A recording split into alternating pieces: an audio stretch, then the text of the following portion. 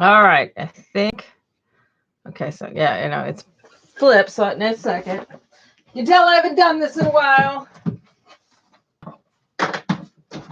Bear with me. I forgot I have to set up my iPad in order to do the to view it. So if you can hear me, I hope. You can tell that when you're got out of.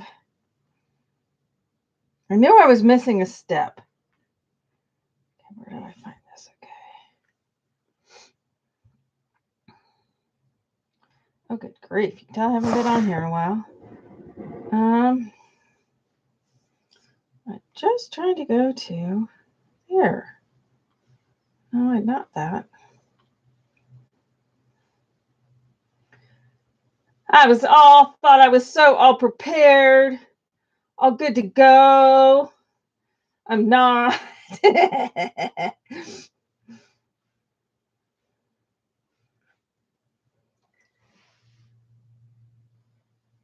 Oh, good. You can hear me good. Okay, perfect. I don't have it set up to where I can do two cameras again. So bear with me.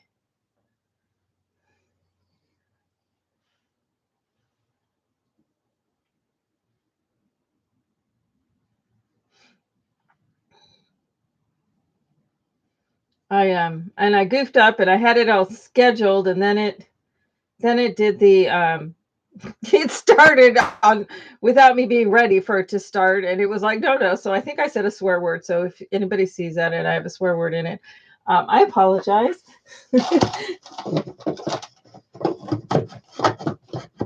Oh, come out of there. If I could totally destroy my desk trying to set this up. Of course, I have a little bit different arrangement than I did before, so let me at least get to where now I can sort of see what. That's got too much of glare on it, so I can't see it. Skip the ads. Come on, skip them. There we go. Okay, so now it's. Because see on my screen from the broadcaster, everything's backwards, so I have to look at the. Let's move this over here because this has got to go up there, or else I can't really see it. Okay, so the screen. So then I have to get my. You don't need all the details of everything that is complicated here. So anyway, whew, I'm back. Cross your fingers that this lasts for a while. What do I have on here? I don't want that there. Okay. Oh, look at how many people we have. How awesome is this? Joy is going to be joining us, but she's going to be about half an hour late because she has a regular chat that she does with a friend of hers on Saturdays. And I've been planning to do this for about, I don't know, Pam, how many months has it been? And it just doesn't seem to happen. So anyway, I am super excited to be back and hopefully for a bit of time to be doing some live shows. And I'm committing to at least through I'm trying to get this centered in there. Through at least through December. So we're doing a class today, and then we're going to do, I don't know, either Fridays or Saturdays. Today's just kind of this, let's just figure out how this is going to work. The only problem with doing the Saturday now is I didn't get to do anything today. And so it's like, but then I can also do it during the week. So I don't know. It kind of depends on what days work better. We can go back to what I jokingly called my old time slot when I used to do Friday late afternoon evenings for how many years? So I could go back to the Fridays. I could go to Sundays late, but that doesn't work as well. So it's either this time or on Fridays. And I don't know which works better for everyone. and I don't really even know which one works better for me. I don't go to hockey as much, and that's what interrupted Fridays and why we kind of got off the Friday. So I'm perfectly good with going back to Friday afternoon evenings if that's what other people are interested in, but we don't need to talk about that too long here. So anyway, um I'm out of practice. So if I ramble, I apologize. Okay, it looks like several people are saying Fridays. You know what? Let's do Saturday. Obviously, duh, we're doing Saturday right now. So let's next week, let's do Friday and see how Friday, that would be 4 to 6 on the West Coast. So the East Coast, that would put it at 7 to 9. Mountain would be 6 to 8. No, that would be Central would be 6 to 8, and Mountain would be 5 to 7. I kind of messes people up in Mountain, and I apologize because that goes right over dinner. But um, it's really hard to get it to where it hits the majority of people here, like in North America. And I have no clue what time it is in Australia or England where we have other people who watch. So I'm just like, I can't make it work for everybody. But let's do Friday from 4 to 6 Pacific next week. And so we'll try that out. And then we can see from there which is the preference. But either one works for me. But let's see how Friday works. As I said today, there was a couple things I wanted to run out and do, and I was like, oh, I won't be back in time. So uh, we'll make it all work. And I'm going to be scattered, and I apologize again. It takes a while for muscle memory to come back for doing this and remembering what I'm doing. So I'm just proud of myself that I got it as set up as I did. So anyway, I do feel awesome to be back doing some live shows. It's been a rough stretch, and I can't guarantee that, I'm not going to have um times of that coming up, and I may have to reschedule things, but I wanted to get to the point where I felt I was able to keep a consistent schedule going, but I'm taking it slow. Um, I did post on Paper Doodles for those of you on Paper Doodles, kind of what's going on. I'm just going through some things, and it's basically 10 years of putting off some self-care. And so I had to completely step back, um, and kind of regroup and figure myself out again. What had abandoned me was my creativity, and I would sit down at my desk to work, and it was like somebody had put a wall up in my head, and it just wouldn't come. I had several people, say, not understanding, that they couldn't understand why I couldn't get done stuff that needed to get done, and trust me, I feel the same way. But I have been slowly working on things. I'm getting through it, and I have been working on things. I just haven't been public about it. Um, I was doing really good, kind of feeling my way back in through I'm posting a lot on Instagram, and then I had a couple of comments directed at me that I shouldn't have been doing that while I still had other things to get done, and that just stopped me in my tracks, and I just stopped doing it. So I'm slowly going to get back to posting there, and it's like, I need to do that. I need to do the stuff that I've been doing on Instagram, some of the more art related stuff, to get myself back. That's part of my self-care, and I'm not going to let anybody stop me from doing that any longer. So I'm just going to keep moving forward with that. And I'm going to slowly work my way in with doing some of this teaching stuff just because I love doing this. Now, you may find things are starting slowly to kind of shift in a little bit of a direction. I'm not necessarily not doing some of the old style stuff, but I'm starting to slowly shift it in a slightly different direction.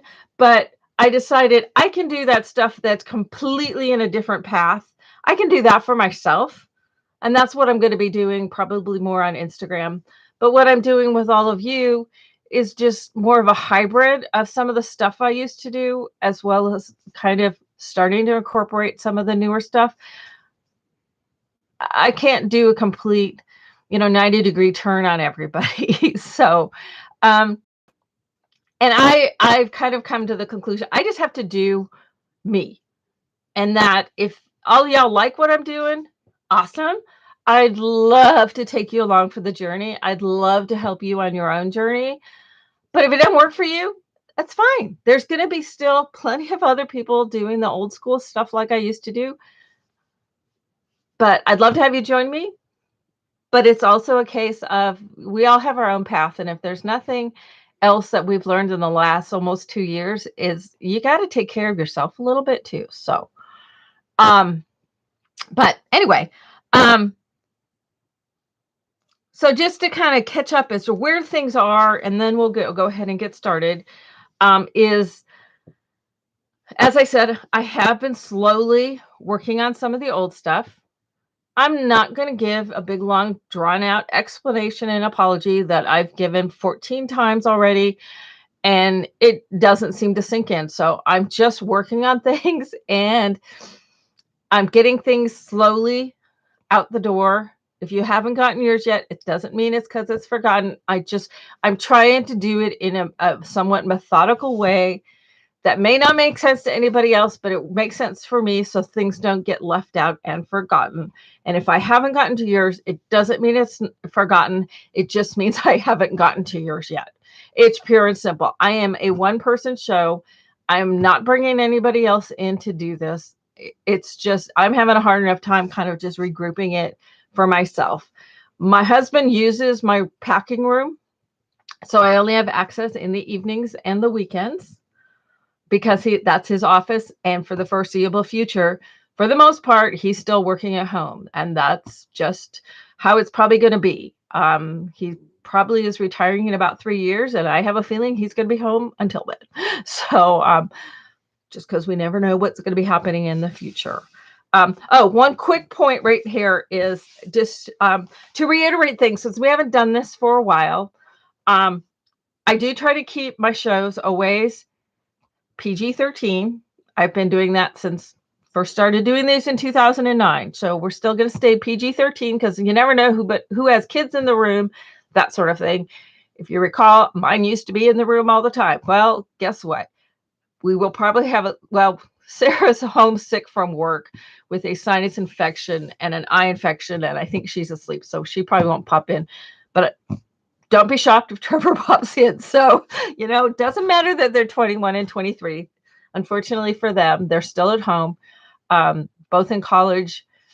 And, but it wouldn't be one of my lives without one of them popping in. So, but I also want to keep this even though we've got a crap ton of stuff going on in the world and in this country right now, but I do want to try to keep this a drama and politics free zone. Everybody has their own opinions, and I'm gonna do my best to keep mine to myself. But let's just keep this a creative space without any of the other drama. So that's where we are on that front.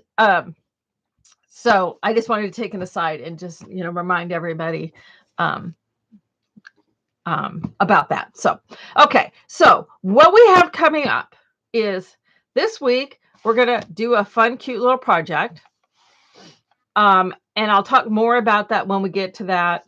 And I'll talk more about what's going to be coming on in relation to these coming up into the future. In terms of past things in December, the last of the steampunk projects is getting really close to being done. It should have been done in November, and that was the plan. But I had my back go out over on Thanksgiving morning. That was really fun. I'm better now. I still sit with a hot pad frequently, but That was fun. Let's see, I had a cold in November. That was first one in 2 years. That was fun, and I got my booster shot, and that knocked me flat for 2 days. So, those things alone, along with clawing my way out of one of my dark holes, slowed down my progress in November, and unfortunately, that's gonna happen. I'm feeling the strongest I've felt in a while, but I can't guarantee that I'm not gonna wake up one day and go, "Yeah, it's not working today." So, I can just move forward with what I've got. But the third steampunk project and the fairy realm project will be good to go in uh, December, and I will do my level best to get those all shipped out in December. Grant you, it's already what, the 4th today, and I'm like, oh, wait a minute, I'm just kind of ready for it to be March. But anyway, the plan is to be completed. I just have to finalize the tutorial and finish up the papers, and then those will be issued, and I will finish putting the kits together and getting those shipped out. There will not be the papers, and the tutorial will be available on my website for those who aren't already on the list to be receiving it. I don't anticipate there being additional kits because I'm not planning that. I don't have the sample using my papers completed yet, so I'm not showing it just yet. But once it's complete, I will show it, and it will be up on the website. I'm I'm not in the now showing stuff in advance of having it ready to go, because that got me into trouble. Because then not because anybody pressured me, but I personally put the pressure on myself to go ahead and release it early, and that's got me into trouble. So we're just not doing that anymore. Then, so that's an old project. Get that one out of the way. I'm not even talking about any of the shipping type stuff. This is not the format, nor is Paper Doodles or my Facebook group or my Facebook page or any public format the place to discuss that. If you have any issues with me with that, you can contact me directly. But I've been very forthcoming for a very long time. I've explained it for multiple times as to what's going on, how it's happening, and I'm working on it and getting it out. I'm not blowing anybody off. If it's not in your time frame, much as I'd like to say, you know what, tough, I'm doing it best I can. I can't. I am doing the best that I can, and you will receive everything. So anyway, okay. Next up, we are going to do a New Year's Eve show, and we are going to be doing. I'm still finalizing in terms of design stuff, but we're going to do the Once Upon a Time Unicorn project. It may tweak and be something similar, but not exactly the Unicorn project. But it will, those of you who are signed up for the Unicorn project will be receiving a kit. As to whether I'll have additional kits, it's to be determined. I will do everything in my power to have the kits by New Year's, but I'm not, and please hear me on this, I can't guarantee it. The way shipping is right now in terms of getting product, I can't guarantee it right now. And there's some things that I need to order for it. So I will do my best, but I can't guarantee, but you will receive in January if I can't get it by New Year's. The tutorial will be done by then. So, and so that will be completing. That's another past project that still needs to be completed. And so we will do that on not New Year's Eve, but New Year's Day. That worked better for a lot of people, is doing a New Year's Day rather than the New Year's Eve thing, the craziness of that in years past. So We'll do that on New Year's Day. I'll have more information coming out about that um, as we get a little bit um, closer. Um, and I'm not reading any of the chat, so I will um, I will have to go back and reread the chat. So if I've missed anybody's questions, I apologize. If there's a pressing question, if you can put it in caps so that I notice a little bit better, that would be helpful. So that's what's coming up with those. So current then, as I said, we're doing this little Journolio today, and then next, so it'll be Friday, and the following week, those are the 2 Saturdays prior to Christmas, we will be working on a new project. It's one of the, I've actually did this one, the dolls on it on a live stream, but we're going to be doing this in a a snow angel version.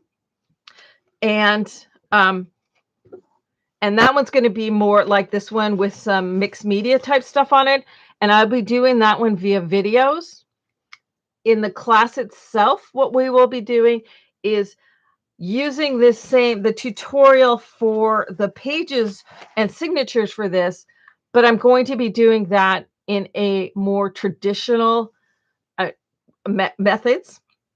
And that's what I'm trying to do more with some of these future projects. Having it, you can have your cake and eat it too. You can have it both ways kind of thing. So those of you who want to kind of explore some of the mixed media type of stuff, with some stenciling and things like that. This is the one that has the 3 sisters dolls in it. So I'm going to have a mixed media version to show you, but then I'm also going to have a traditional version that doesn't have the sewn in journal pages, but rather in a more traditional album style book. With the books moving forward, you can use them in any way that you want to. If you want to use them for photographs, you can. If you want to use them more for quotes or art or whatever, you can do that as well. So in the future, I'm not necessarily going to call them albums. I'm not calling them journals. I'm going to call them books. So we're just going to keep it, less defined.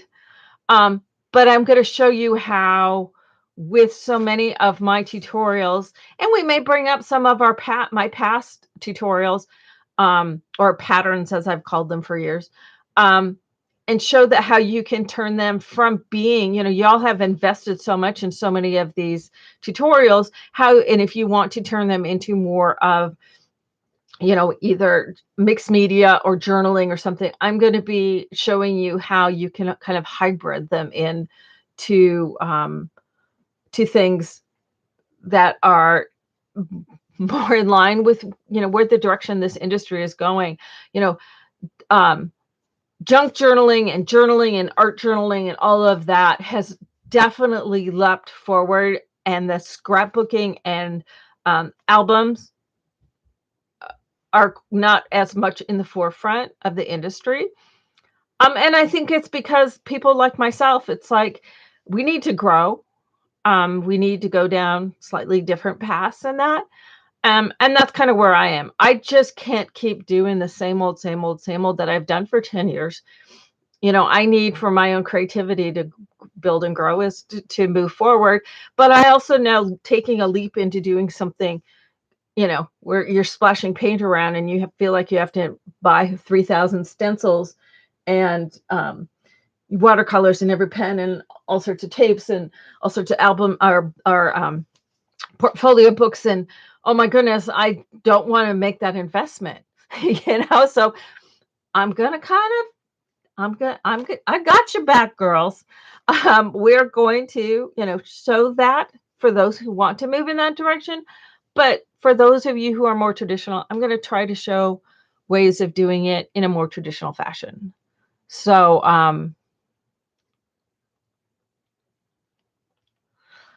that way it depends on, what, and you can go anywhere in between. So, you don't have to race right out and buy new stuff. You can use stuff from your stash. If, if you're like me at all, you have tons of stuff around. You can use all these stamp sets that we all have. And I'm really trying to dig in and using stuff that I've had around for years. I'm doing a lot more in my own personal stuff, which again, those are my personal things. I'm not necessarily going to be showing those. But I'm incorporating fabric and stitching and those kinds of things. Joy and I were talking about that this morning. She started doing some slow stitching. I've started doing more and more stitching. In fact, kind of as just a therapeutic, keep my, almost meditative thing. I went through and reorganized all of my embroidery floss. I have several hundred skeins of embroidery floss because I've embroidered since I was a child, and cross-stitched and all that stuff. So I have all this floss. So I got it all organized. See, there's even an app to keep it all straight. So I got that all organized, and I'm starting to use that sort of things because I have all this stuff that I've had for a million years. I have all these yarns and stuff. And it's like, that's why I think I was really fascinated by starting to do some mixed media stuff, because basically anything goes. And I've got all this stuff, and I've got papers that are 10, 15 years old, so I can use them. If I were doing kits, I have to use a current paper. Well, I've got tons of paper. I don't necessarily need to get new stuff. And I want you to be able to use up what you've got as well. Oh, the app I've got is to keep my my DMC threads, my embroidery floss. That's all that is in terms of the app. Let's see. So where's it at?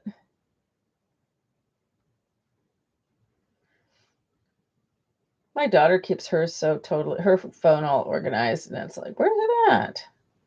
On mine. Where did I put it? Oh, Thready is the name of it. But see, it's got all the different colors of the different flosses, which there's like 500 and something. And then you can go, oh, like baby blue, very dark. I've got 3 of those. Antique mauve, I've got 1. I don't have any pewter gray. So when I'm at the store, I can go, oh, that's the color I need. You can also do a need list. So if you need some colors, you can mark it, and then you can, it's just that, see, I'm just so proud of myself. See, look how tidy and organized they all are. So I know you guys are going, okay, she's been gone, and while she's been gone, she's lost it. So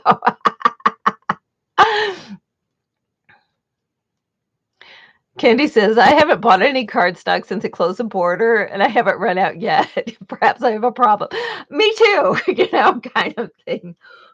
So anyway, okay. So anyway, I'm going to be working on the ice, the Snow Angels version of this. So it's going to be very wintry and not as earthy, as this one. So it's going to be very wintry, kind of look. And then I'm also doing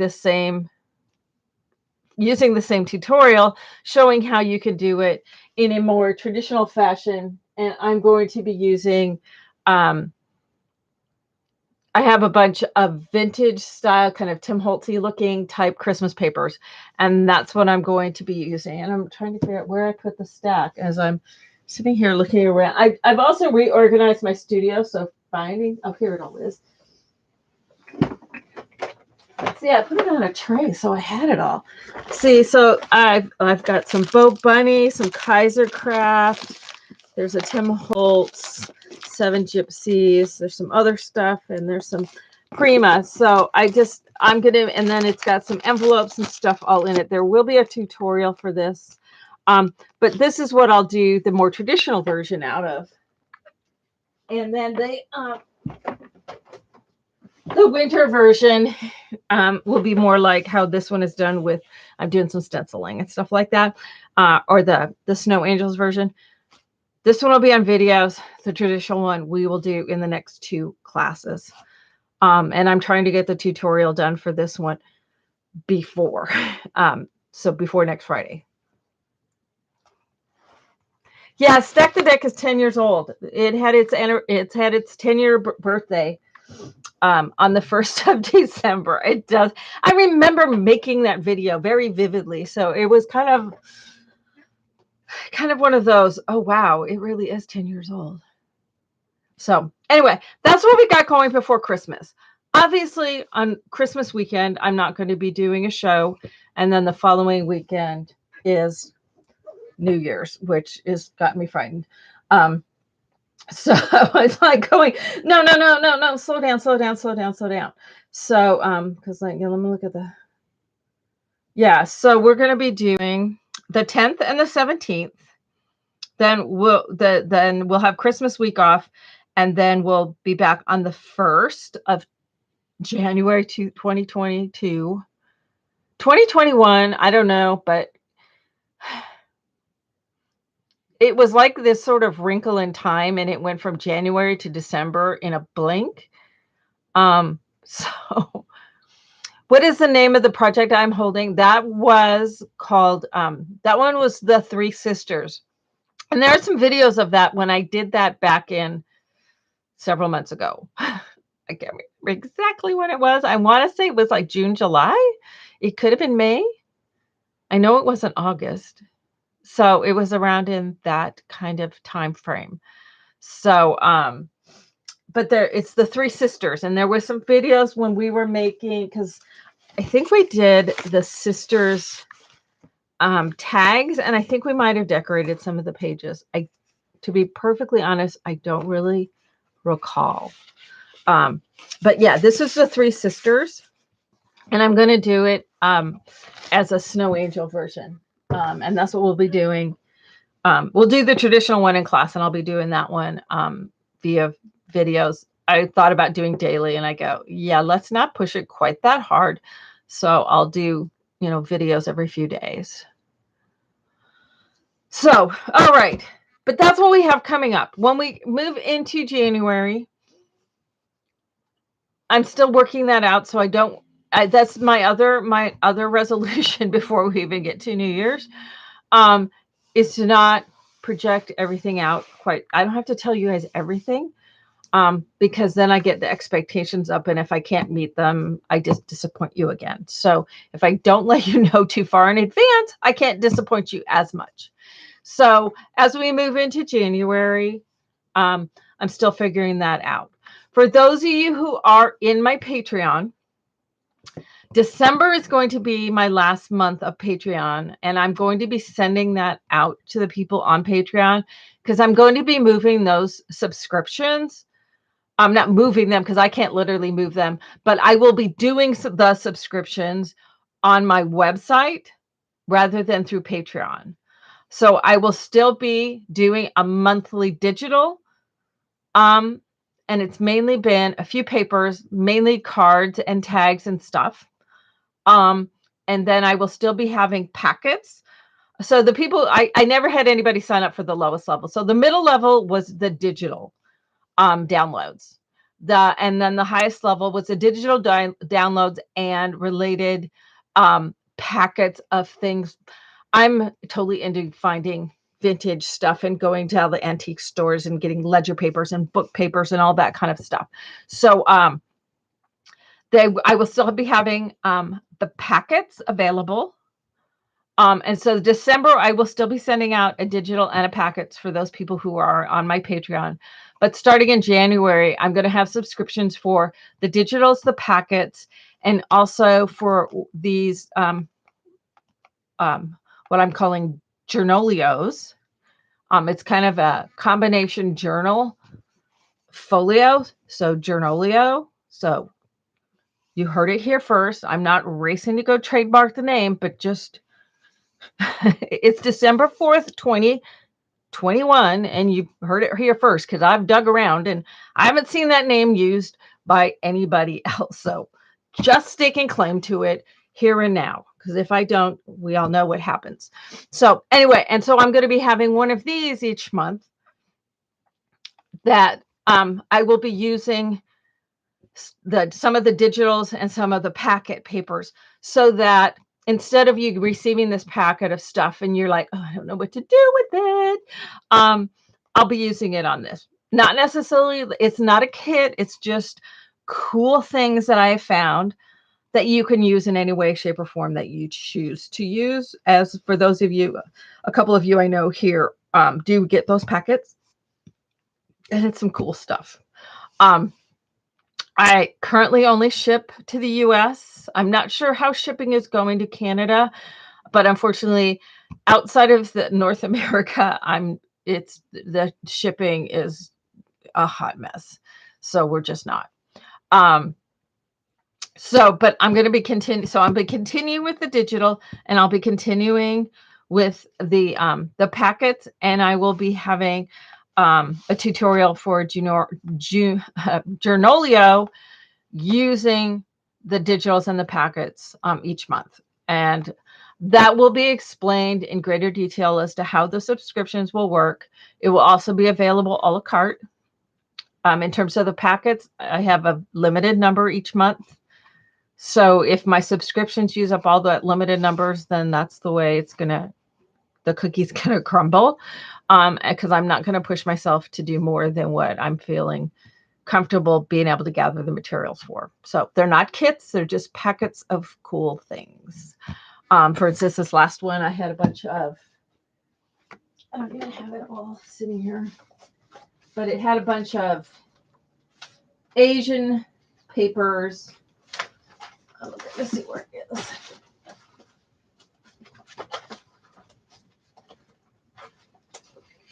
I'm just feeling like I'm catching up on everything, and we will get to our little project. But like this last month, I did some stamp stuff for people, so they had those stamp things. But these were all the images, and these are also these Asian ones, which I'm totally and completely massively in love with. They're some of my favorites I've done ever.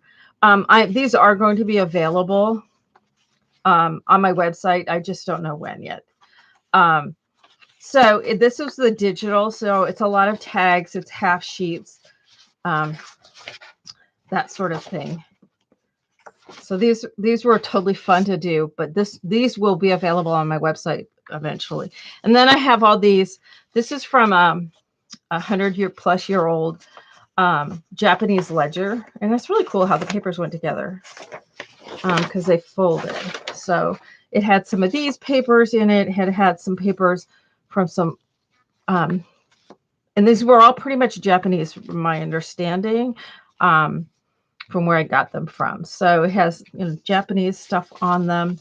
So some really cool stuff. So that's what was included in this last month's packet. I had these cool postcards, and I gave digital images to everybody with those cool postcards, but that's all I could get was those few. So it's also had some vintage kimono fabrics, and it had it had some vintage kimono fabrics that I'd gotten, and this old vintage quilt that looked very Asian to me. So some pieces of that, and I'm going to use this on a cover.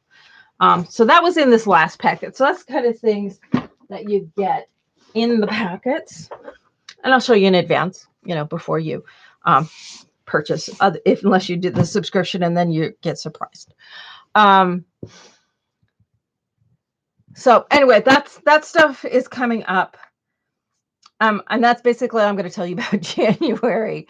And those of you who are on my Patreon will be getting more information here in the next week. Because I also have to figure out how to get Patreon all shut down. It just hasn't worked in the way that I hoped it would.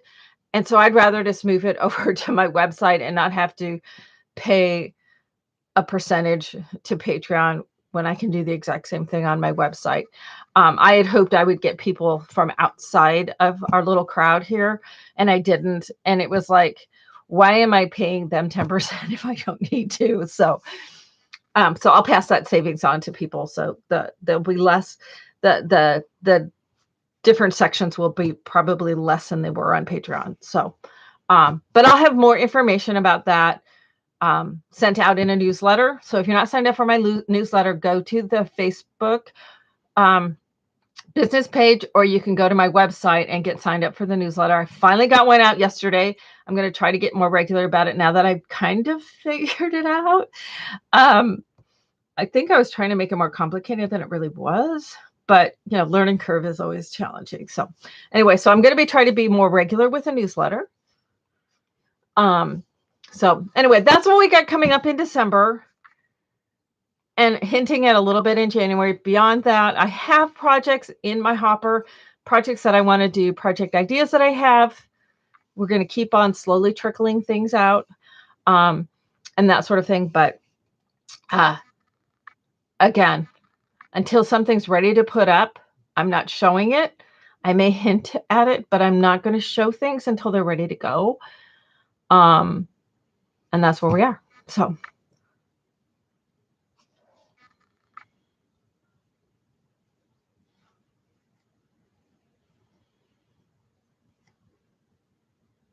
all right. Does anybody have any questions at this point?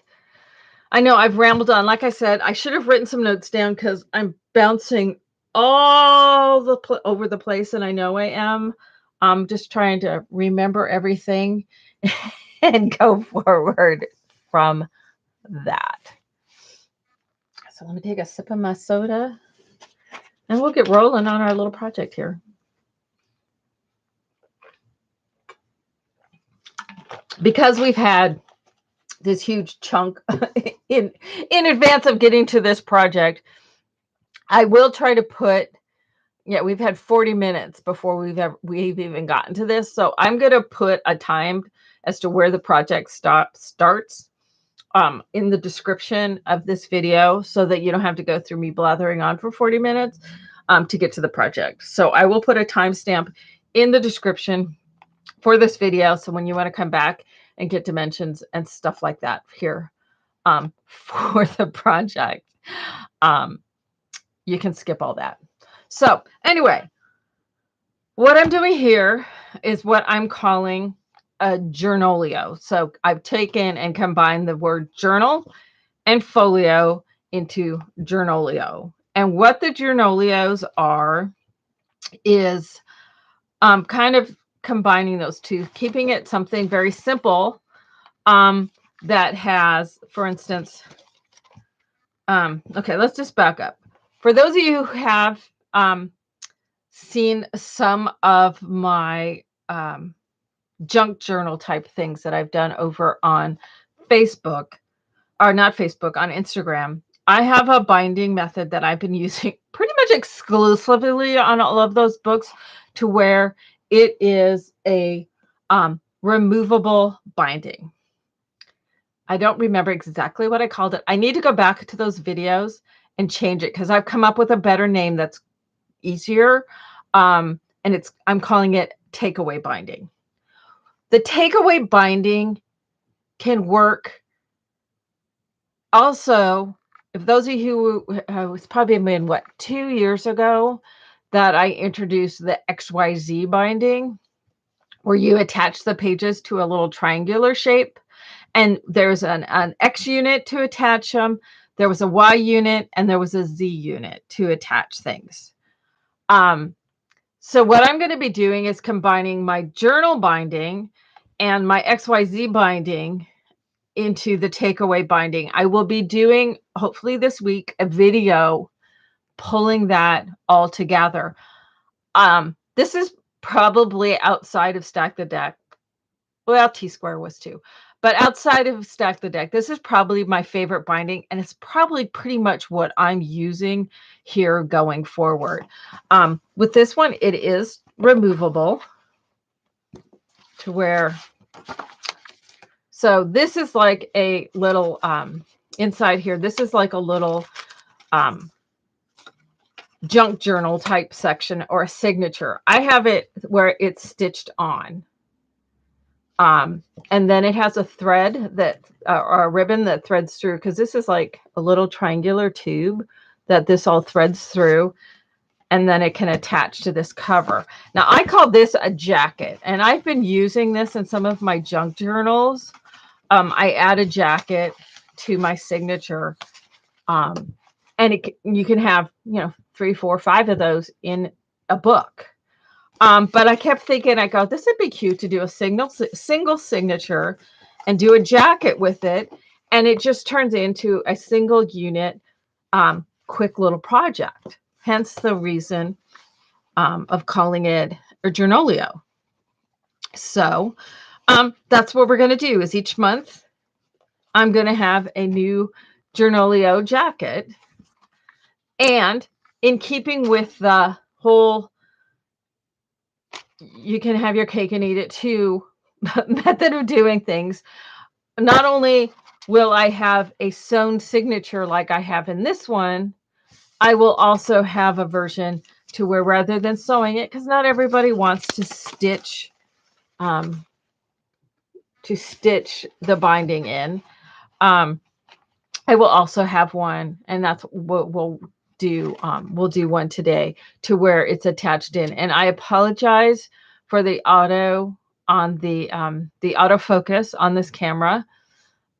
I have to figure out how to stop it from doing the autofocus. So, but just real quickly, just grab a couple of these.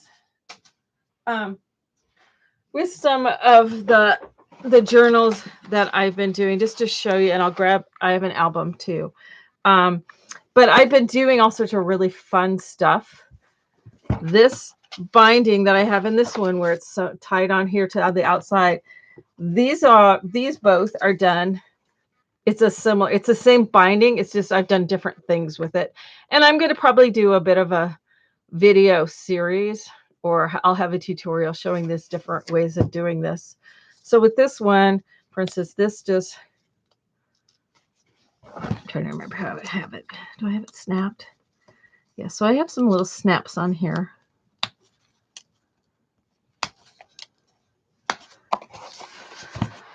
So let's just take like the center one out. So I can unclip this.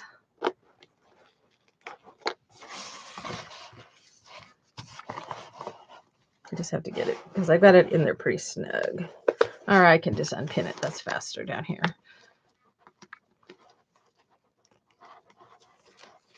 So then this pulls out of there. So all of these signatures that are in here can come out. So it totally makes them removable. So if I want to do the artwork and stuff on them, I can just take a single signature out and then work within that signature. I don't have to work within the whole book, nor do I have to have everything done in advance. And so then those all fit into this. I have these all in a book frame. So then this can attach. So I'll just feed this through. But so it's got that bar inside, that triangular shaped bar, and I just did that wrong. So I'll have to hook that all back together afterwards. I don't want to take the time to do that right now. But having these removable signatures has been totally cool and totally fun. Same with this one. This one's all done with to where then it comes off that way. This one attaches at both the top and the bottom. Top and the bottom. And then all of the signatures, I gotta untie it. All of the signatures can come out. So again, this one also has the same sort of thing. It has a jacket. Here's the signature itself. This is more of a junk journal type signature. It's got some of my digital papers in it. I'm off center. Some other papers. Here's the other, and then here's the back of the jacket. So in this jacket opens up and it's got stuff in it. So and when I was doing these jackets on here is when I thought, well, shoot, I could just do one of these, where it's got the jacket with the signature, and do that where the jacket is like like the cover, rather than putting it into a whole book, this could be a unit, a folio type unit.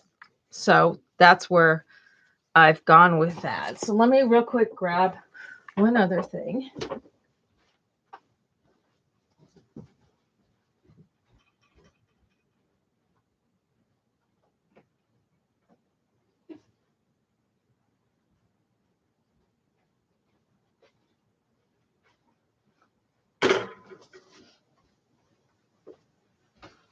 Here's a project from way back where we did this to these. This is with the XYZ binding. For those of you who've been around, might remember it. See, it's got those little triangular tubes. And then the pages attached to those tubes, where we used the X shape, where, so let's see if the X, so this part down here attaches to the triangular tube, and this part up here attaches to the outside of the page. If you did the Y shape, in my book here. So if we had the X shape, it attaches to the triangle, and this side attaches to my page. With the triangle on the Y shape, it attaches to the triangle, and this is kind of like the piece like on Stack the Deck, to where then our page can attach down over it. So we can use, if you want to use turn the page pages, or you want to use a page from an older album, that sort of thing, you can use that inside one of these if you wanted to, rather than a signature. So it's a way of using one binding that can work for sewn in signatures, or it can work for more traditional pages. But using just a single kind of one inside of a jacket. Now, this jacket on this one has a flap on the outside. And then this is kind of a little pocket thing here. And then inside here, it also has a flap inside of here and some pages. And that's part of the jacket itself. Inside this little signature, I have a cardstock. And then, for those of you who may or may not recognize this, so pretend this piece isn't there. This is actually from my Z-Fold album from beginning of time. So I've incorporated my Z-Fold album into this signature, and then I've added some little pouches as well. So this is the bottom half. Here's one, here's the Z-Fold using 6x9 envelopes. I don't know how many of you remember it. Because then you can cut the bottom off, and that makes a pocket. So this is a flap with a pocket. You get a large area here. Flip it over. We'll add to this, and then you get a large area here. So you can search back from like 2010, probably. Maybe, no, I don't think it's 2000. It might be 2009, 2010, for the Z-Fold envelope album. So, harkening back to those days. And it's stacked with some pouches. There's another pouch here. This is what the pouches look like in the middle. And then I have a second one. It's also got a pouch in it. And then just this. So, you can put in the signatures, like a junk journal, anything you want in them. Here I've taken this pouch and I've cut the bottom off. So that makes two pockets. But I'm also going to show you here. We're going to assemble one of these. We're going to assemble the jacket, and we're going to assemble the insert that's not a sewn in. With this one, I sew these pages to the triangle piece, and I punch the holes in it. And you can go to my removable binding video. I'll put the video link in the description for this one, so you can go see exactly how I do it. for this binding. I'll also link to the XYZ binding. And when I have the video showing both, I'll put a link to that as well. But you can punch in for stitching to stitch this to this before you close it. And then after the stitching is done, you close it to make it into the binding bar or the triangular shape binding. And then I thread a yarn, or not a yarn, I keep calling it a yarn, a ribbon through in order to attach it. And then, like I said, with some of my books, you can go see most of those over on my Instagram. And I've gone kind of a little engineering crazy with different ways of attaching these. It's been a lot of fun, but you can do it as simple as just a ribbon to tie it on. So this kind of goes back to the idea behind this, the concept behind this kind of goes back to, if those of you who've been around for a while, the 6-pack albums, and then the 6-pack albums became folio-like, and then, well, I'm going to be good and not say anything more about what happened with folios. So it's kind of along that line, but they're simple and quick and easy. So, but with the subscriptions going into the future, there'll be a different one of these each month. So with this one today, I will be giving out the dimensions to create it. I will also have, for a convenience for those of you who don't necessarily want to have to write down all the dimensions, I will have it available for purchase, a cutting guide available for purchase very nominally over on my website. But if you don't want to have to do that, if you don't want to have to buy that, it's only going to be $5. You can just write down the dimensions from what we're doing here today. Oh, it was just 2020. Okay. I could have sworn it was 2 years ago. Thanks, Christine. XYZ Binding was a year ago. Okay. I started working it out and designing it. I think this book actually predates the XYZ, because this doesn't actually have the XYZ, because this has some single tape tabs on it. So I finally came up with it being XYZ after this one, because this one I know I did in 2019. So but yeah, that helps you to find it. So thank you for doing that. Okay, so December 2013 was the Z fold? You're kidding. I thought it was sooner or earlier than that. Or what was December 20? Obviously, I do a lot in December. What was December 22nd, 2013, Alexa?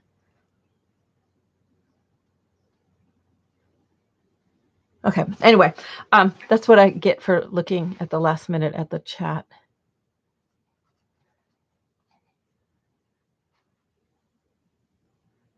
Oh, I just saw a date there for December 22nd. I didn't know what that was. Okay, well, I got to quit reading the chat because it just stalls me up. Okay, so for this, what we're going to use is we're going to need a 12 by 12 that is going to make the main part of our cover. Though it shows on the inside. This happens to be a stripe that is white on the back side, so it shows on both sides. So I'll need a 12 by 12 to make the main part of the cover. And then I need an 2 8.5 by 11s to make my inside cover.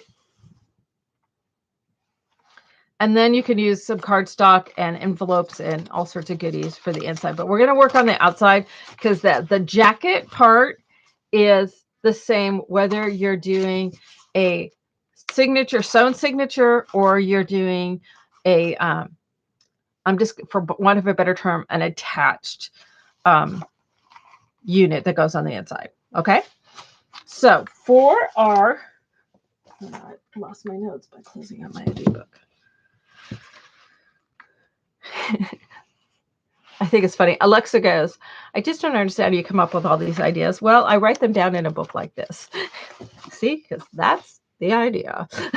So I have notes upon notes upon notes of stuff and ideas.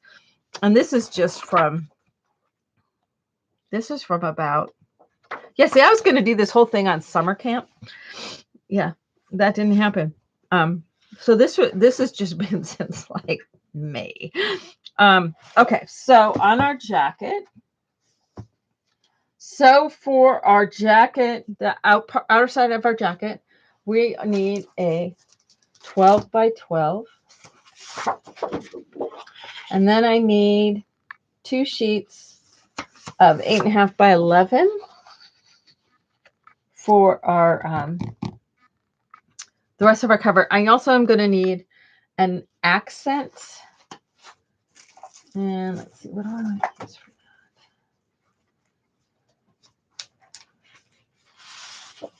I think I'll use, oh no, that's what I'm using for there. I'm going, what happened to that one?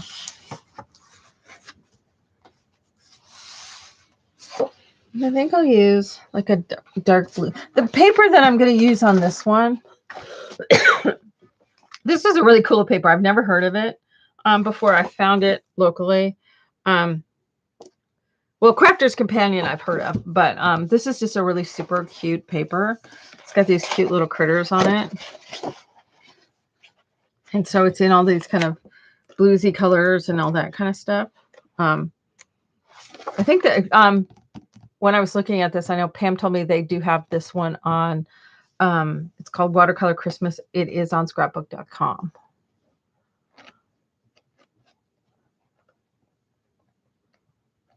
So, so I kind of, and this blue doesn't go at all. So I want to match this kind of dark color. I have it in. Okay, so I have it in 12 by 12 too. So, okay, well, we'll just use this 8.5 by 11 piece. I'm just going to stick it on. Yeah, sticker's been stuck on there probably for about a million years. Okay, so that'll be my accent color. So, my accent color is going to be where it's green on here, and I used it here. Now, I did some stitching on here that is unnecessary. I did that it's more just for visual thing, just because I like the way the stitching looks. But it's not doing anything. It's just there for looks. So the stitching is not required, so you don't have to have a sewing machine. So for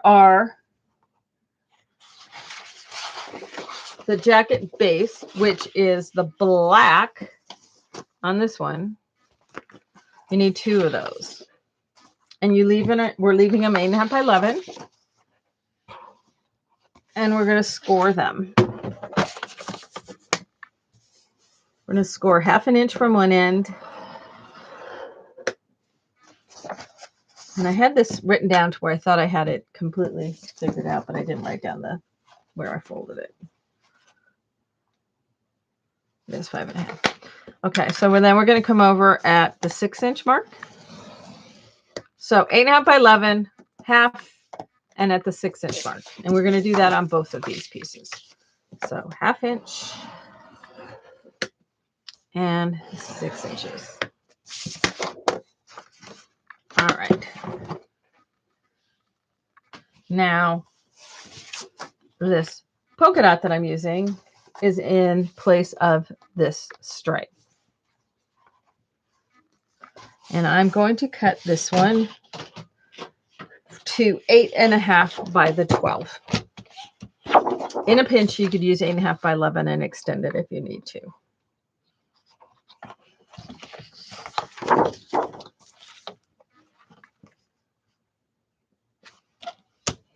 So 8.5 by the 12. Boom.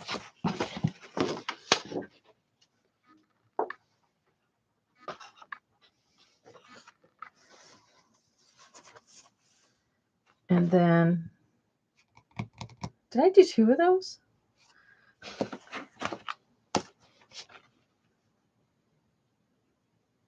Oh, that's what it is. Okay, so yeah, I need 2 of those, not just one. Sorry. So 8.5 by the 12, not just one, it's two. Hey, I'm out of practice. If you have a directional paper, the 8.5 dimension is the height, and the 12 is the width. So the 8.5 by the 12. Okay, does that help if you're directional?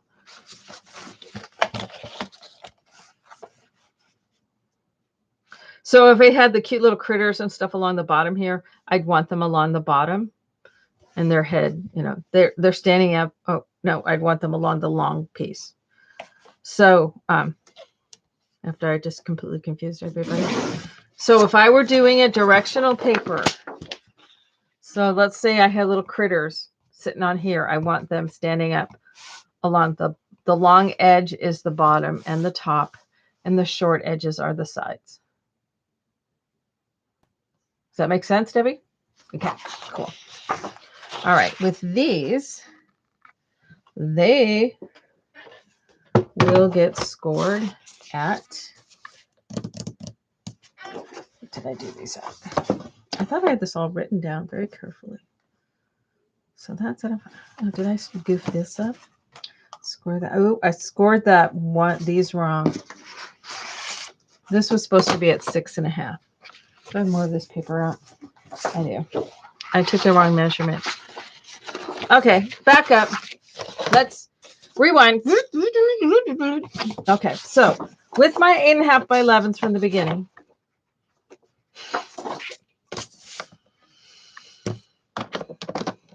I'm out of practice. At half inch and 6.5, not at 6.5, because we want this section right here to be 6 inches plus the half inch. So half inch and 6.5, not half inch and 6. So half inch, bounce it out, and 6.5. Half inch and 6.5, okay? Now, our 8.5 by 12 are going to be at, I have notes written down and I'm still messing it up.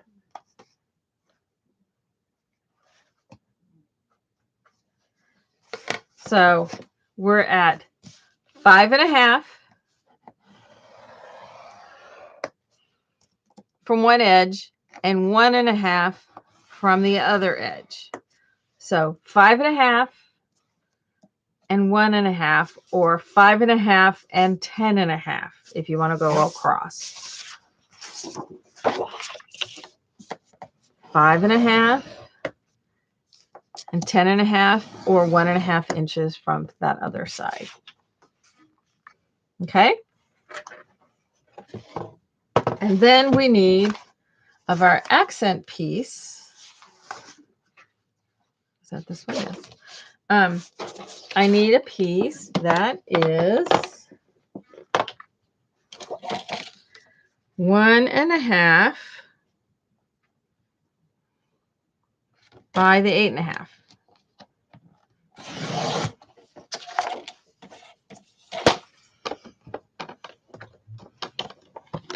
And then that is going to get scored .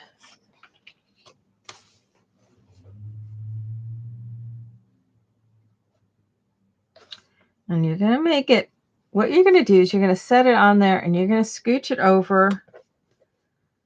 Not quite. Okay, let's go out here into the middle. So we'll go here at the 3. So rather than being right at the 3 inch, I'm going to put the edge of it just to the right of the 3 inch. So there's just a tiny little, let me see if I can see how little bit they're showing beside the groove. So you just want a little tiny bit. So you want it to be just under 1/2 inch. And turn it around and do the same thing on the other side to where it's just less than 1/2 inch.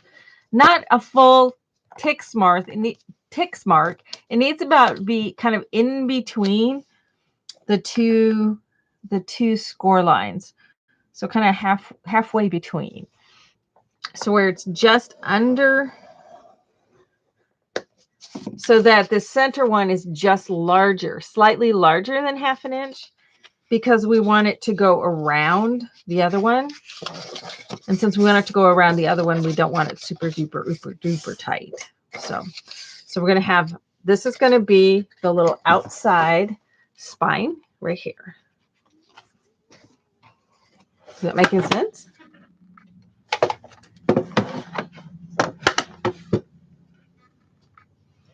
Okay, so we're just slightly less than 1/2 inch, but not down to where it's a whole 1/8 inch less. So it's like a 1/16 inch less than 1/2 inch on each of these little flanges. Does that make sense to everybody? Okay, good.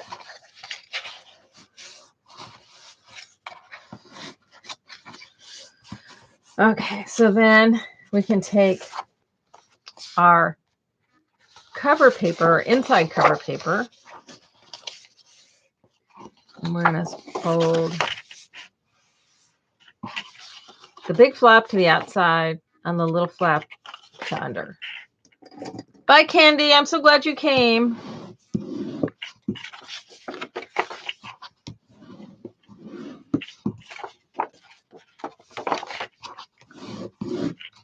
And then just going to finger fold this one back and forth.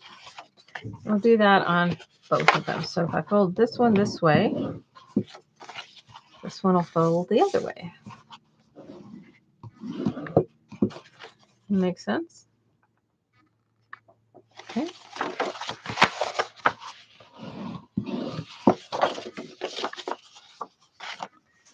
Okay, and on this one, this is going to, and you have to decide which side you're going to want where. So I'm going to fold them both back and forth so that I can then decide which I want. The see, I like the polka dots, and I think I want them on the inside. See, for instance, on this, ignore this. This is an added piece. So there's, if I want that on the inside, see, because the white is the back side of this stripe. So I've got the solid, and then I got the polka dots. So if I want it like that, I fold it that way. If I want the, and that will have the polka dots on this side where it's white. If I want the polka dots, what's on the polka dot side to be inside here, this will flip back. And then this will be where it's white. I think that's the way I want it. Okay, so you have to decide if your paper is 2 different patterns or 2 different colors. Okay,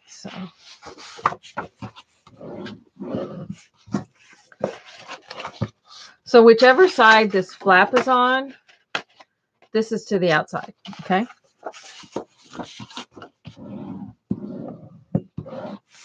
And this is going to be a little pocket.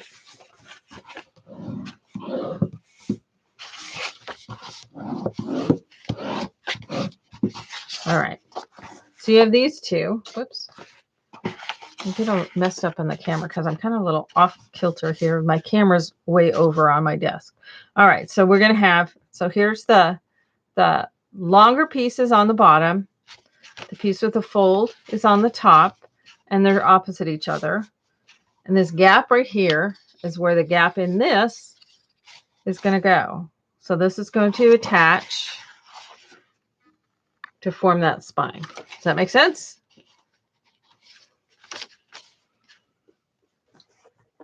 Yes, Joy, technically it's 7/16, but if we call it that, that gets people's brains spinning in a circle. So I tend to not. I'm trying to not necessarily, because I know a lot of you are allergic to dimensioning. So we, at least you used to be. So I don't like to give dimensions. I like to just give you an easy way of doing it. Okay, so I'm just going to put some tape just to the outside of the fold line, or you can glue it. whichever is your preference.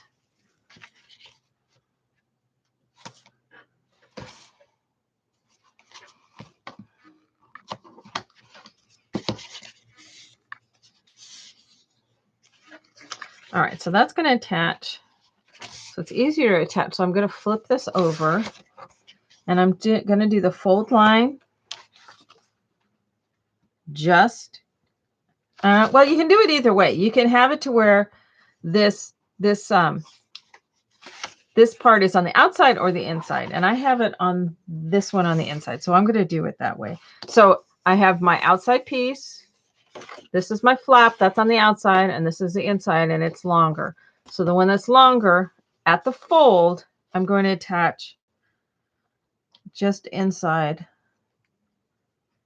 the fold.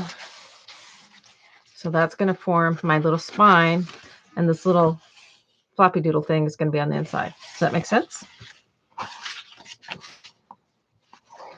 Now, if you wanted this flap thing to be on the outside, you attach it to the inside, but I want it to be on the inside. So,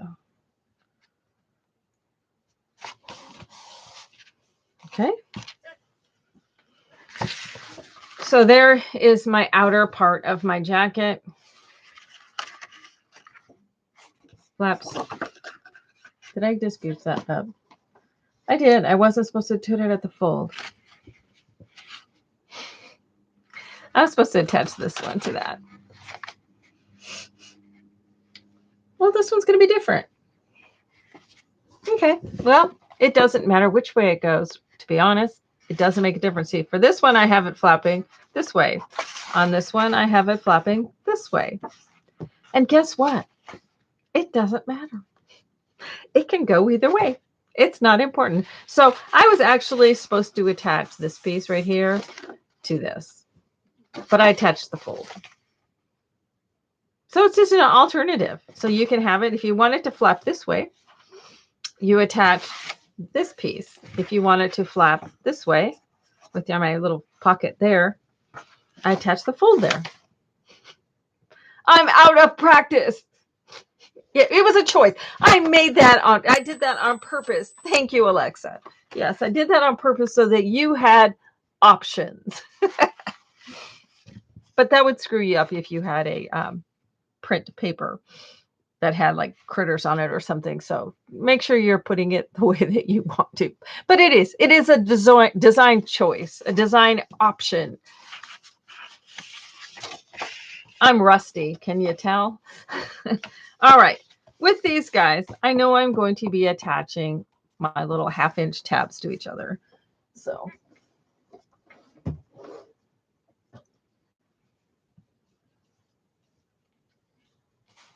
bye, Christine. Thank you.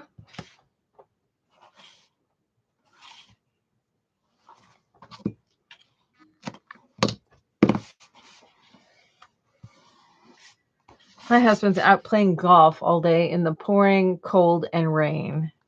He's crazy.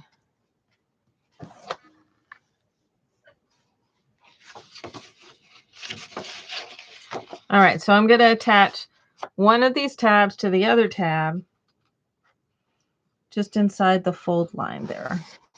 So that gives me, at that 1/2 inch, that gives me my spine is a double thickness. So we can then decide, so you got a choice on this one too. If you want your flap on the outside, or you can have your flaps on the inside, or you can have one each way. All these choices. But you don't have to decide that right away because you can refold them the other way.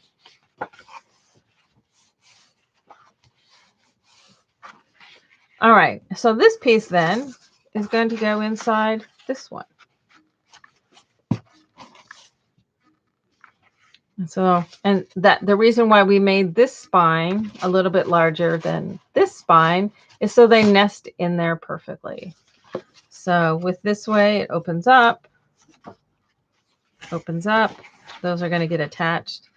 This one opens and my flap, or I can have my flap this way, which is why I did it on the other one, as I have these flaps. So it's clean on the very inside. So my next step then is I'm going to attach these two spines together. And so we're going to end up with the 2 layers of this spine and the 1 layer of that spine. So we'll have 3 layers at our spine. And I'll use 1/2 inch tape there.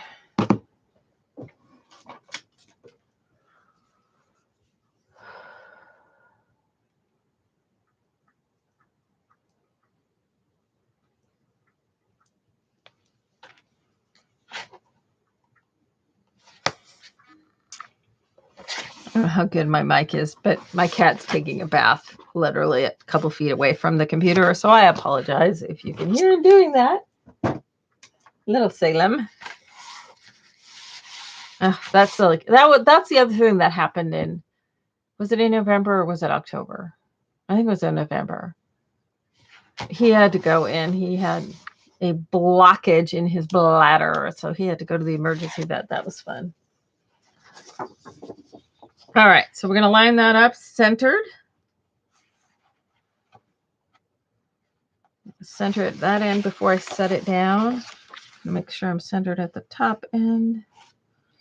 And I'm using tape. You can use glue. So that makes this is my jacket part of my Journolio. So I have a jacket. I actually kind of like it folded this way, to be honest, because then all of that is all out and the outside. Whereas this one has this flap going this way. This is an added piece. I added this little section on there because I wanted more of the stripe. So that was just, and that's just like an 1.25 inch piece. And I just did green on the back. So I got this little accent of the green and stripe on there. It wasn't a required piece. It was a design choice on this one. With this one, I don't know that I need it. I kind of like how that looks. So, but that's my jacket. And now we're ready to do our insert on the inside. So let me just talk a little bit about the signature one.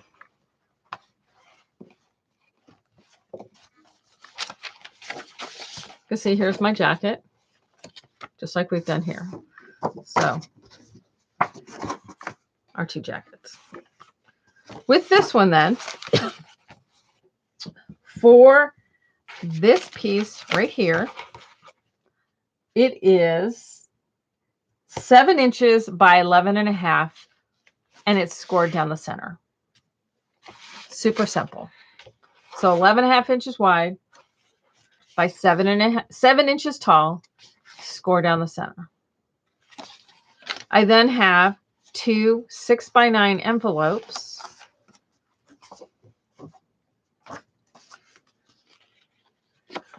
And they are, I trim off the bottom, just a sliver, just enough to make it a pocket. And then from the fold here at the top where this flap is, I score it 6 inches from the edge of this fold to here, 6 inches. So this is 3 inches ish. You lose a little bit when you cut off the end. And then, so that folds this way, and then I take my flap and I'm going to fold it to the back. Now it's got some gummy stuff on there, so I'm going to be covering that when I put paper on, and you can actually make it wider if you want to. I know in my original Z fold, I think I put a coin envelope on there. You can do that, or you can do another envelope on there. And when I'm decorating this one, I may do some of that. So that's going to be kind of a choice item. So you're going to need 2 of these. So I've got 1. I've got 2. I just haven't cut the bottom off of that. And then I have some pouches. So it's going to lay down to where, so this flap and this piece, these are part of the same envelope. And this flap and this top are part of the same 6x9 envelope. So they're facing in opposite directions. So this first one is going to go down where it's like this. And then I'm going to put a pouch on top of it. I have this. So if you can see this, so I got it like that. So then I have this pouch on top. And then it has the envelope. And this one is going this way. And we stack them. And then I have this pouch that'll go on top. So it has 4. So layer 1. Envelope is layer 2. Black and white pouch is layer 3. And this next envelope is layer 4. And then you've got the 7 by 11.5 cardstock piece. And so that makes the stack. Then you can watch the video in terms of how I punch this and attach it to the binding bar and then thread the ribbon through that. And that's all pretty clearly explained in that that video. And I'll put that video link in the, so let me write these down. So I need the, and I wish I can remember what I'm calling, I called that binding. It's a removable binding, but I know there's a link to the removable binding on my Instagram, LinkedIn. So removable binding, I'll need the XYZ binding. And then, because I'm combining the two of them and calling it takeaway binding, but I don't have the takeaway binding video done yet. So I'll have that one put into them. What else was I going to put into the, oh, the time stamp. Otherwise I will forget. So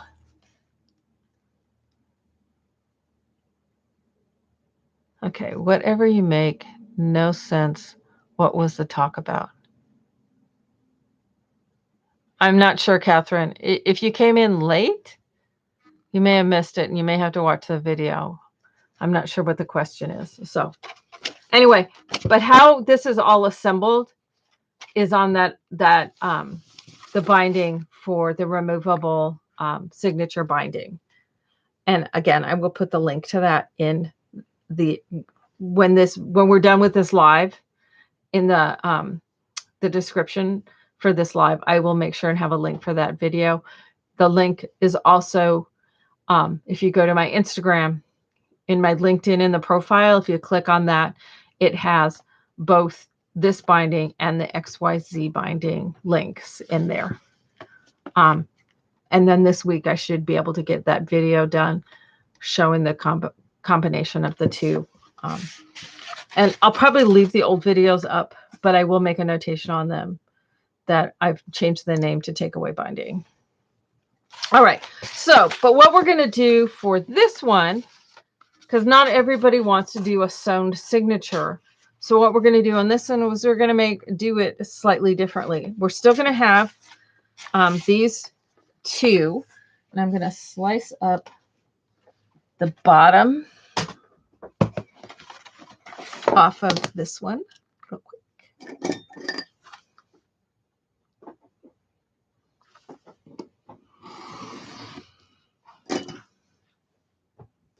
Okay, so I've got my 2 envelopes here.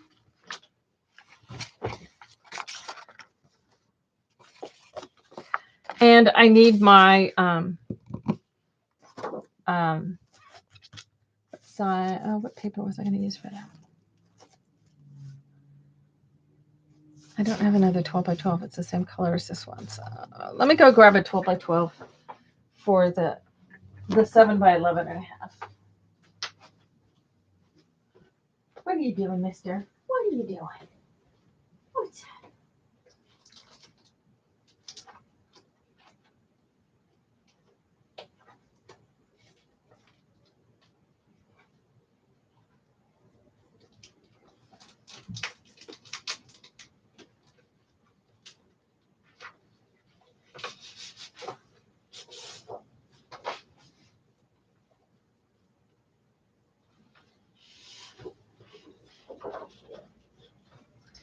All right. Let's see, which color do I want to go with? I got a blue and a purple. We'll see which goes better with these papers. Definitely not that one. Yeah, the purple will work in there. It's kind of got that pinky purple color here. So we'll go with this purple. So we'll cut this one to the 7 by 11 and a half.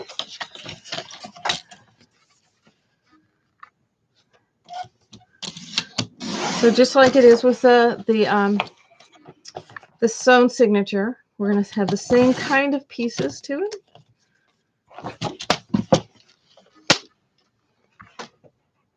I called it detached binding. That's probably, you know, when all this fails, I just call it what it is.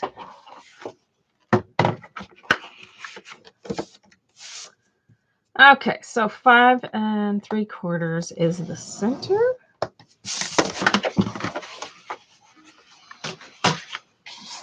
Okay, so that's folded in half. So I've got that one. Then I'm going to take one of my Z-fold, and these are 6 by 9 envelopes, easy to find. I use the goldenrod ones in this one. The gold ones in this one, I'm using white ones. And I'm going to just kind of line that up in there. Then I'm going to do a way of attaching, but I kind of want the stack of it. So then, let's see, maybe something a little bit bigger there. So I have a whole bunch of different envelopes that I can potentially use here. I kind of like this one, but I want to maybe not necessarily cut it in the center. I want it to be a little bit longer. I also have this one, but it's about the similar size, but I could go this way with it. But I like this. This has kind of got a shimmer to it, this blue shimmer. I've got a teal one. Maybe I can use that. Or then I have this super dark purple big ones. So I like this blue shimmery one. So I'm going to go ahead and close it.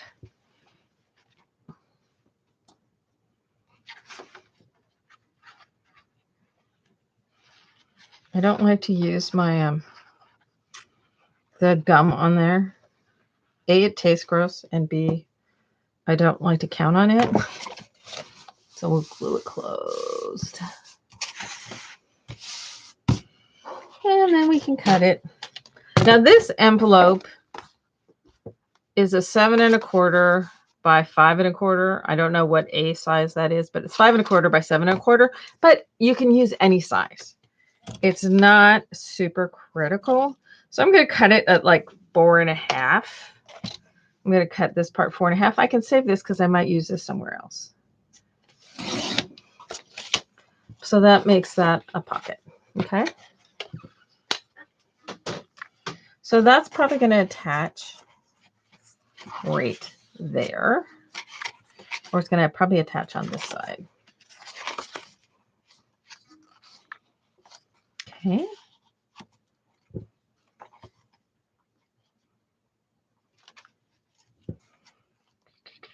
So let's see if I attach that.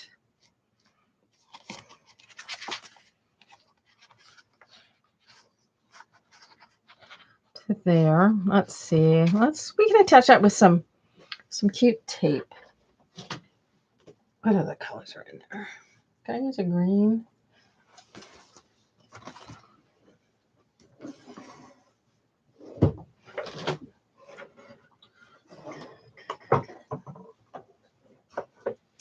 Oops. I have some cute aqua tape. Let's use that. And we're going to kind of make a little hinge to attach that on. You could also make a strip using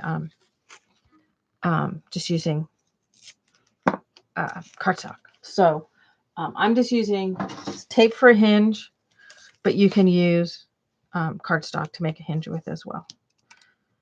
When you're using any kind of washi tape, whatever you want to call it, Joyce said there was a big controversy on some YouTube channel where somebody called it washi tape and somebody took offense that it wasn't really washi tape, or I don't know. But so I'm like, yeah, we're just going to call it tape then. I don't want anybody to get all upset. So I'm taking that about 1/4 inch, centered about 1/4 inch up. But you always want to use some glue, just like glue stick. Because one of the issues I always had for years with different tape, using tapes, was I didn't like the fact that they didn't seem to stay stuck. And then I took a class with Seth after, and he just used glue stick to attach them down. And it was kind of one of those duh kind of moments. So now I use tape all the time. So I'm going to use this on both sides to make the little hinge, because they have so many cute tapes out there these days. And it's like, I want to use them, but I used to hate them because it never seemed to stay stuck. Well, put a little glue stick on there. Guess what? They stay stuck. So anyway.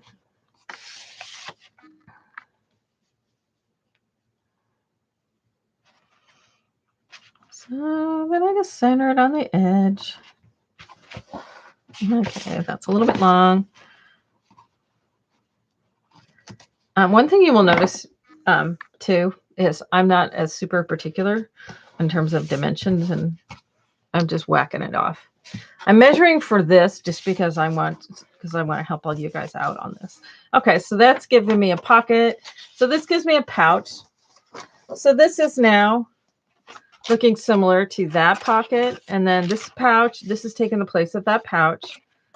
And then this is going to be this guy right here. All right. So that's 1, 2, 3, 1, 2, 3. And then this is all going to end up attached to this one. So next up, we have something like this one that's in the center. And that's going to be something that's good to attach. That will be able to attach to. So we want something that's going to attach to these two. And so this is where I can use one of those bigger envelopes. So let's use this guy. And we can attach him so he attaches to both sides. So maybe, but I won't make him totally centered. Maybe I'll make it smaller and larger. Or it works even centering it. So, but again, we're going to close our envelope up.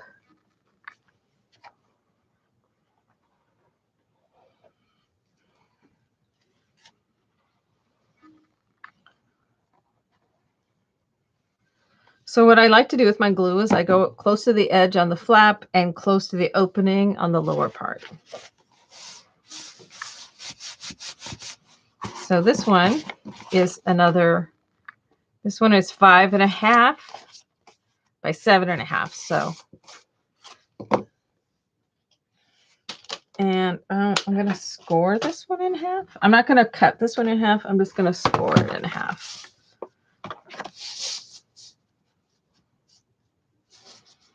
All right. I don't want to figure out the math, so I'm just going to use my centering thing to mark it, because my brain does not want to figure the math out. So there's the center. And if it's not folded dead center, the paper police will not come and get upset.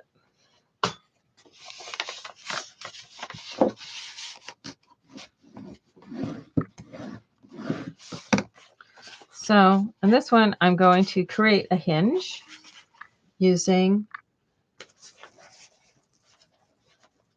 something here. Let's use some of this same purple that we have on the outside, and we'll make a hinge. So I'm going to cut a 1-inch strip.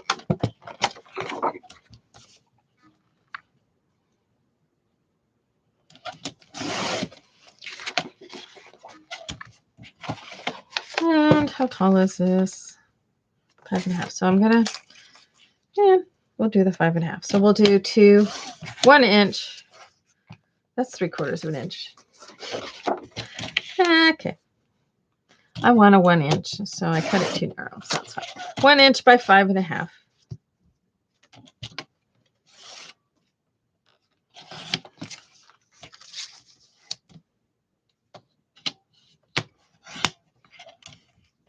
Okay. And then we'll score those in half.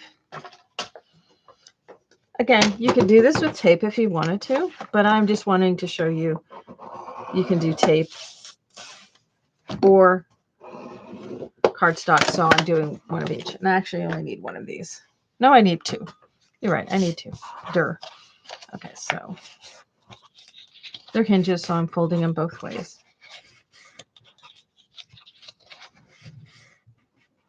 Oh, so my tape that I print, I can't call it washi tape according to that lady.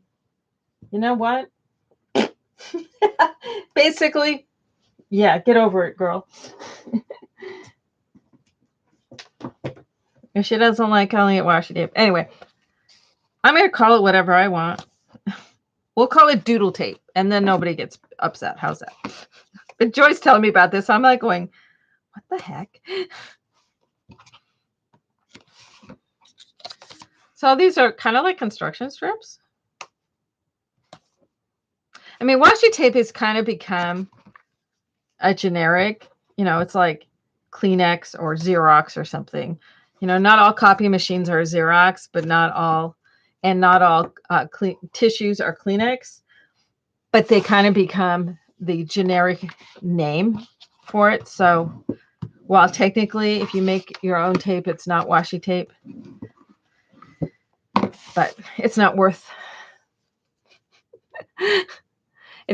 the issue. All right, so I'm going to run this right next to the fold, literally right next to the fold.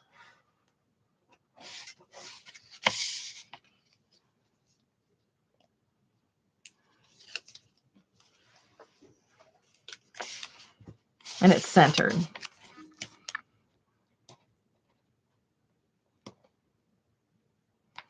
So next to the fold there. So those are there, butting those up together. Okay, so this first one, I'm going to peel that little tab down so that I can get this centered on there. Oh, I need to open the edges. I'm not even going to get the cutter out. I'm just trimming the edges. If it's not perfect, the world will not stop. And I just want to open these up so they're pockets.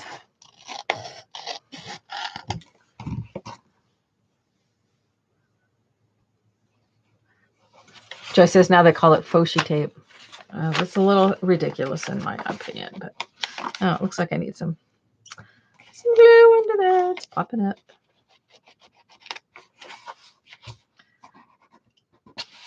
My attitude these days would be it's get over it tape.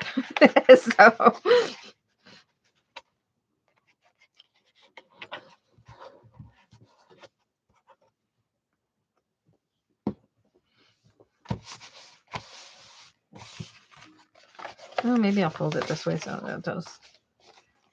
It just wants to keep popping up. But I'm going to put paper over it anyway, so it doesn't really matter. All right. So again, my fold right at the edge of the fold. Line that up, hold it down, pull that out, stick it down. Okay, so then we're going to have this guy. We're going to lay that right next to it, lining everybody up. And then folding this over. So that goes this way and it goes that way. So we got that one there. And then we can put something else, whether we bring this guy in, but I think I'm going to put him on the outside of one of these. So we can do another little pocket. Let's do one of these guys. And maybe he opens from the top.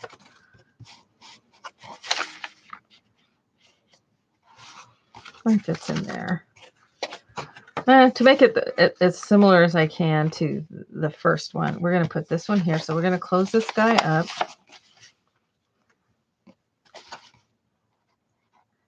Going to run the glue on the outside edge of the flap and right around the edge of the opening, because obviously the opening and the flap are different shapes. Oh, that's why I have the gap Yosis on here, is because the opening for this one goes here. Oh, but I should have caught it on the edge. I don't know what I did. All right, so we're going to open up one end. I know, don't faint that I'm just using scissors and not precisely cutting it. So, and then I'm going to hinge this on with this same tape.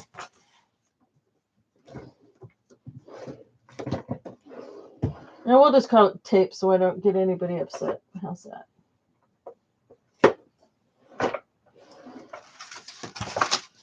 still out. Okay, now you know, you can turn it either way. Oh, I cut it this way, so we're going to turn it this way because I wasn't going to do that.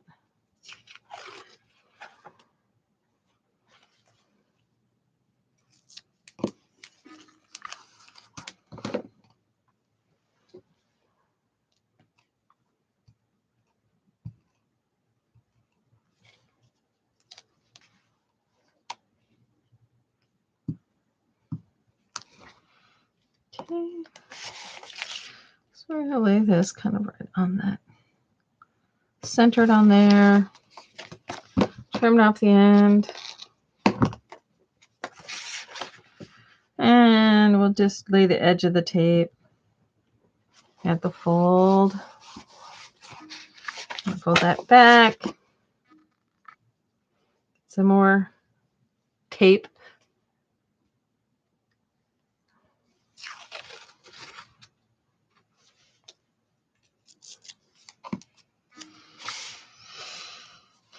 No, it's a folio and a journal combined, Joy.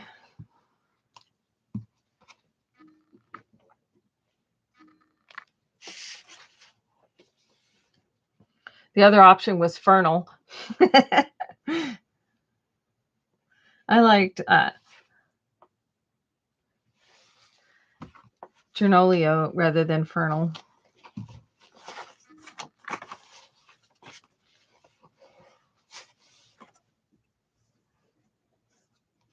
All right, so that one flaps on there. Okay, so then these guys are all going to go inside of here. It sticks out a little bit, but that's totally fine. It also doesn't have to be straight at the edge. Okay, so then we have to decide, how do we want to attach this in there? This has gotten a little bit on the thick side. So the other thing that we, no, we want to keep it skinny like that. So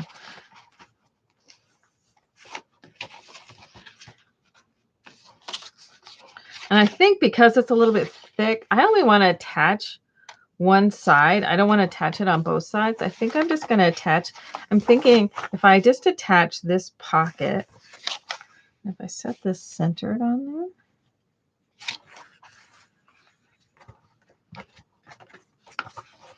If I perhaps glue this pocket down, or maybe I just do it up at the top. Or not, and I come up a little ways because otherwise it won't lay flat.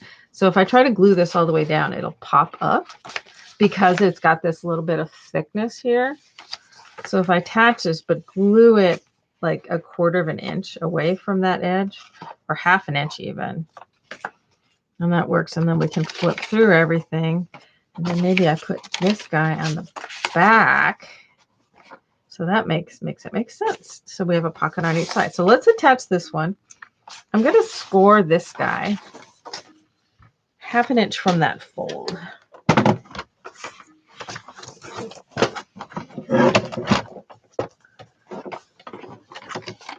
So I'm going to score him at like 2.5 inches from this cut edge.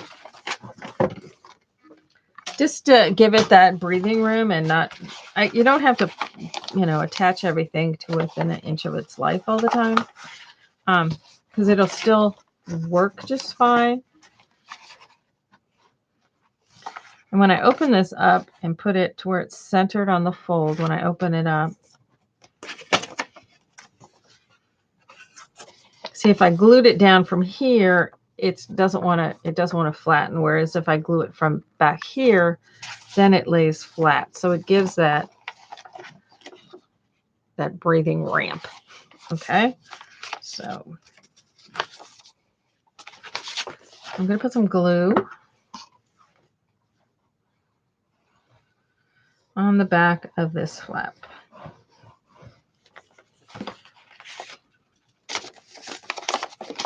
And open this up.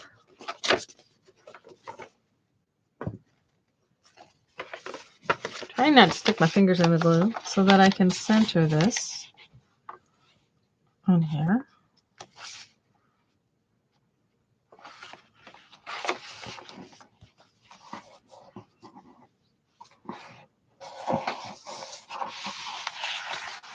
Now, when I put paper over this, I'm probably going to run the paper along that fold and come all the way out to the edge to just give a little bit of reinforcement at those two little intersections. So this is not necessarily so that it can fold right there, but it's just so that it can ramp up. Because see, now it can lay flat, whereas if it was glued there, it wouldn't lay flat. Does that make sense? So then I've still got this pocket here. So it's still a pocket where I put something in it. And I pulled on it and it's not dry yet. So then I got a flap here. So you can see how this is still very similar to what we've got going on in this one. So I've got my flap, but on this one it's attached down. On this one it's loose. So then I've got a pocket. Then we've got our large part of the envelope. Then I've got a double pocket, just like I've got here with this pouch. I've got this envelope that's got the two pockets. Then I've got the little pocket from the envelope. And then I've got a pocket here, which I may cut this one down because it might be a little bit long. And then we've got a pocket here. So I got a pocket here. And I've got my envelope, this will flap back here. So this is the same. And then I'm going to add this piece that I cut off of this one envelope. I'm just going to add it as a pocket here in the back. And I'm going to come out about half an inch or so. And so then this is a pocket on the back here. You could add pockets on here if you want to. Just because I have this extra piece, it makes sense to me to do that. So you can see how they're now this very similar, but one is stitched on and stacked like a signature and stitched on, and one is attached with flaps and or with hinges and that sort of thing. So I'm centering it. I guess it looks like I'm going about a 3/8 of an inch up, attaching it. So then this makes a pocket here.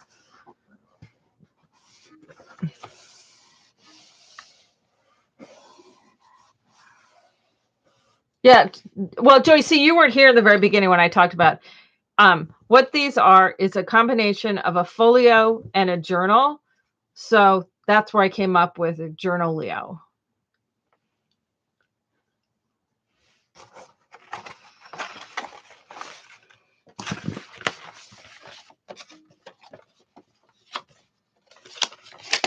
So then this guy is all good to go. And I can attach this with an X binding onto a triangular piece, much like I have here, using the XYZ binding. And so you can go look at the XYZ binding and how that will attach on. Does that make sense? Or the way this one's actually coming out to where it's got, to be honest, this one's so thick, it's got a 1/4 of an inch piece. We can do this in where we don't even need the XYZ. You don't even need the triangle piece. What we can do to make it where it's still removable, you can either attach that in and just glue that right in.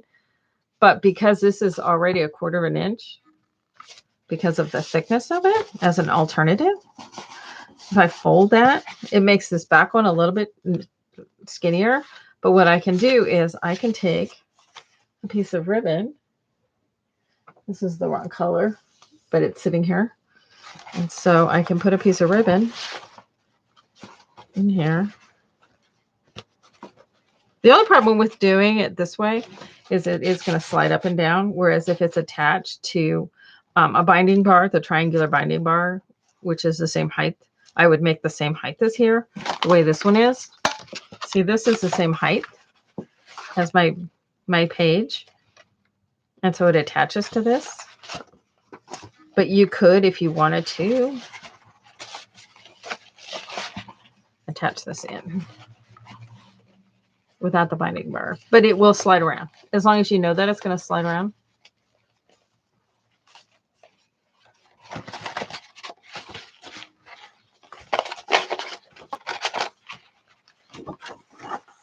So see, that attaches it in there, but it will move up and down. And if it doesn't bother you that it moves up and down, then you're good to go. But you can also do it with the binding bar. Yeah, it's up to you. I probably will do it with the binding bar, so, which is what the little triangle dooley-lopper is.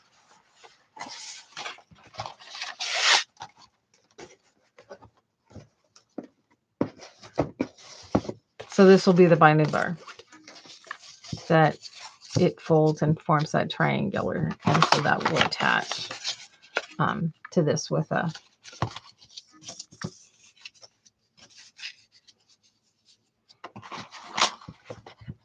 XYZ binding. Does that make sense? So my personal preference is I like it stitched on, but not everybody wants to stitch it on. But here's an alternative one to where it's just using different size envelopes with hinges and tabs or tape to make the hinges, so that it's so those who don't want to do the stitching, you can still do it. But I personally like the stitching, and you can stack whatever you want. You know, you obviously you're not going to have the same bits and pieces that I have, but just like I use these pouches, you could also use envelopes. These could be papers from something, whether it's book pages.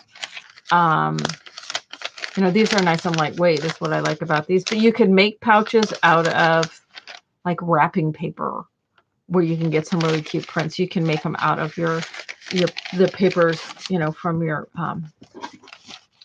collection. You can make pouches or envelopes. You can use number 10 envelopes. There's any number of things that these pages can be made out of. But I'll get this one. I'll get them both decorated. So then you can see what they end up looking like. But we're up against the 5 o'clock. And I'm not trying to leave you hanging, but since I already have a video for both the detachable binding and the XYZ binding, you can watch those videos.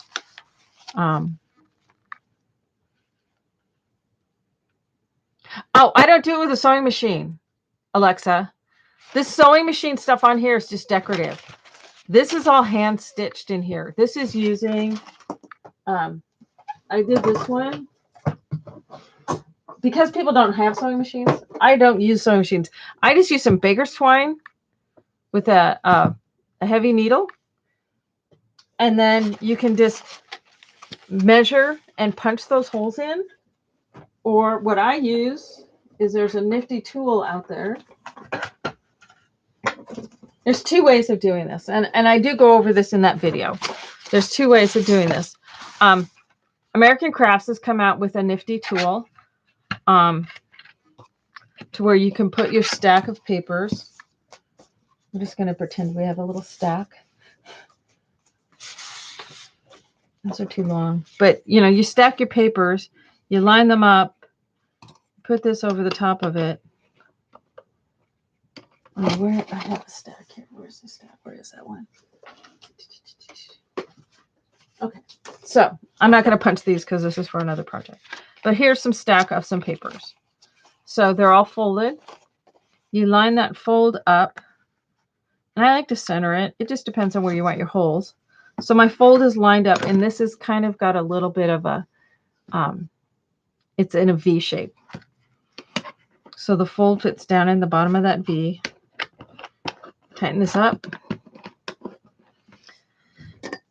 Use a pokey thing, and it's got all these different holes marked on here. So you're using the center, and you're just going to poke your holes. I do them every ½ inch.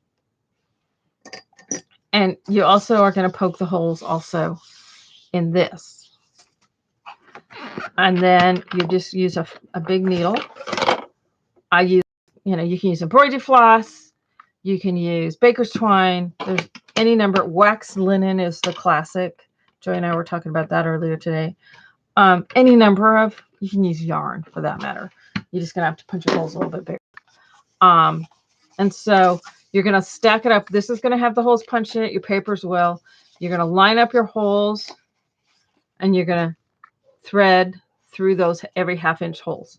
Super easy. Just like I said, twine. And then after that's all sewn on, so as you can see, every 1/2 inch, it's just stitched on. And I don't even have this. I realized I didn't really have it completely centered, and it didn't matter. So then at that point, it's to this thing. And at that point, I go ahead and I close up my pages. See, that's what that is. So that's attached on there. I'd pull this out, but I have little thingies sewn on the bottom. And then I have a piece of wire that's folded in half that I fish down. Once this is closed, I fish that down through, stick my ribbon in the fold end, and I pull it out. Now, I had somebody comment in the comments, oh, I put the ribbon in first and then close it. Trust me, it's not easier to do it that way. I've tried that. It's much easier to fish it through than it is to put it in first, because invariably you try to put it in first, it will get stuck when you're closing this guy. So super easy, just whatever kind of wire you have and fish it through. And that's voila. So, but yeah, you do not need a sew. In fact, I don't, for my bindings, I don't like to use a sewing machine because it stitches it so closely together. It's almost like it perforates it, and the papers just kind of want to tear away. So having it every 1/2 inch works.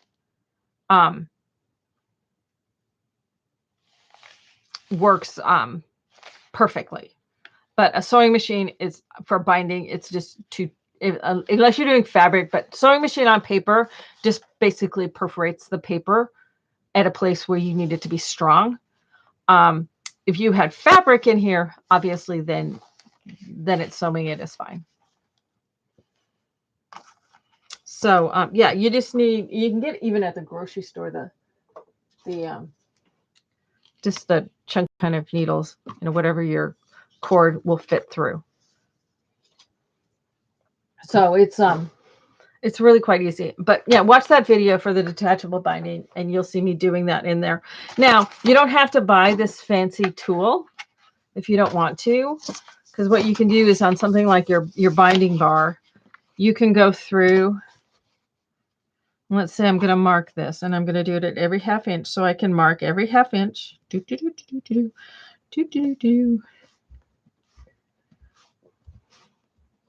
I'm not going to mark the whole thing. So I can do that. Now I've just taken a piece of fun foam, and I've got like 4 layers. Attach those all together. So then what I can do is take my papers, line them all up. So they're all lined up. Take this guy that I've marked. I'd marked him on the wrong side. I should have marked him on the inside, but I'd line that all up. And then, but I don't want to punch my papers. So I've got my markings on there. So then I can just go through and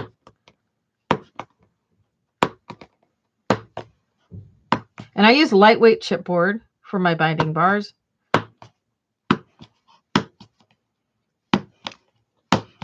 Okay, so I do that, and if I have my papers in there too, I'm punching through my papers, so that punches all my holes. If I need them, because if I have a fatter yarn, I can just punch and make the holes a little bit bigger.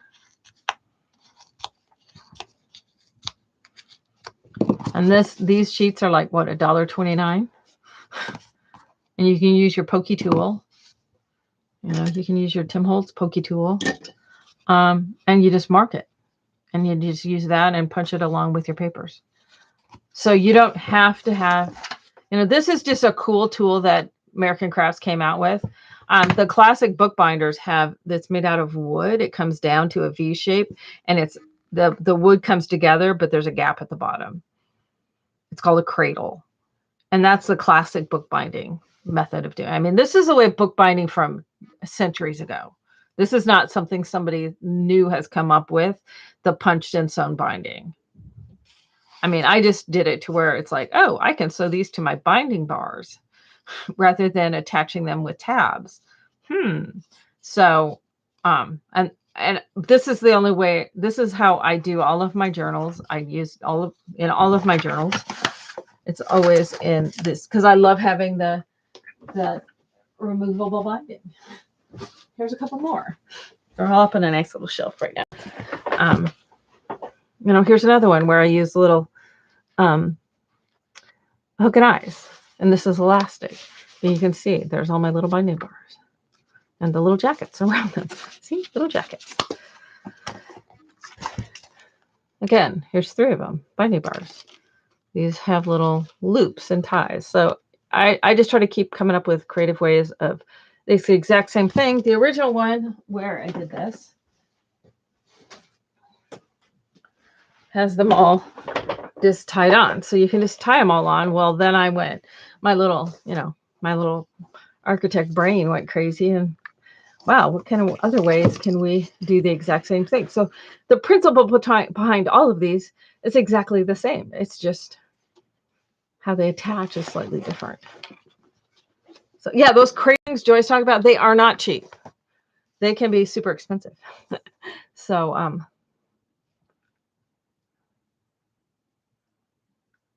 yeah, the foam's just really, Joyce says you can use a paperback book or telephone book. Who has a telephone book? I tried to find a telephone book, and because I'd love to have the paper out of them for a junk journal, but I can't find a telephone book anymore.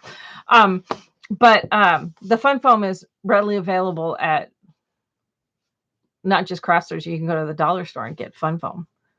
And the beauty of it is it's a lot more pokey than even a paperback book. So this is the way I liked it. And 4 to 6 layers, and it doesn't poke all the way through. But that's a super quick, easy. But this tool is cool because then you don't have to mark.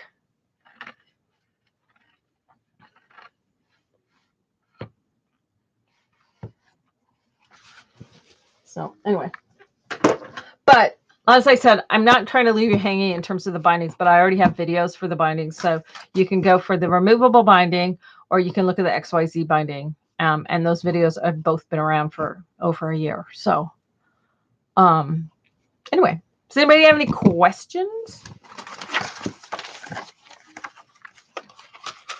And because I talked so long at the beginning, we didn't get to do any decorating in this, but we will, or I will, and I will post it.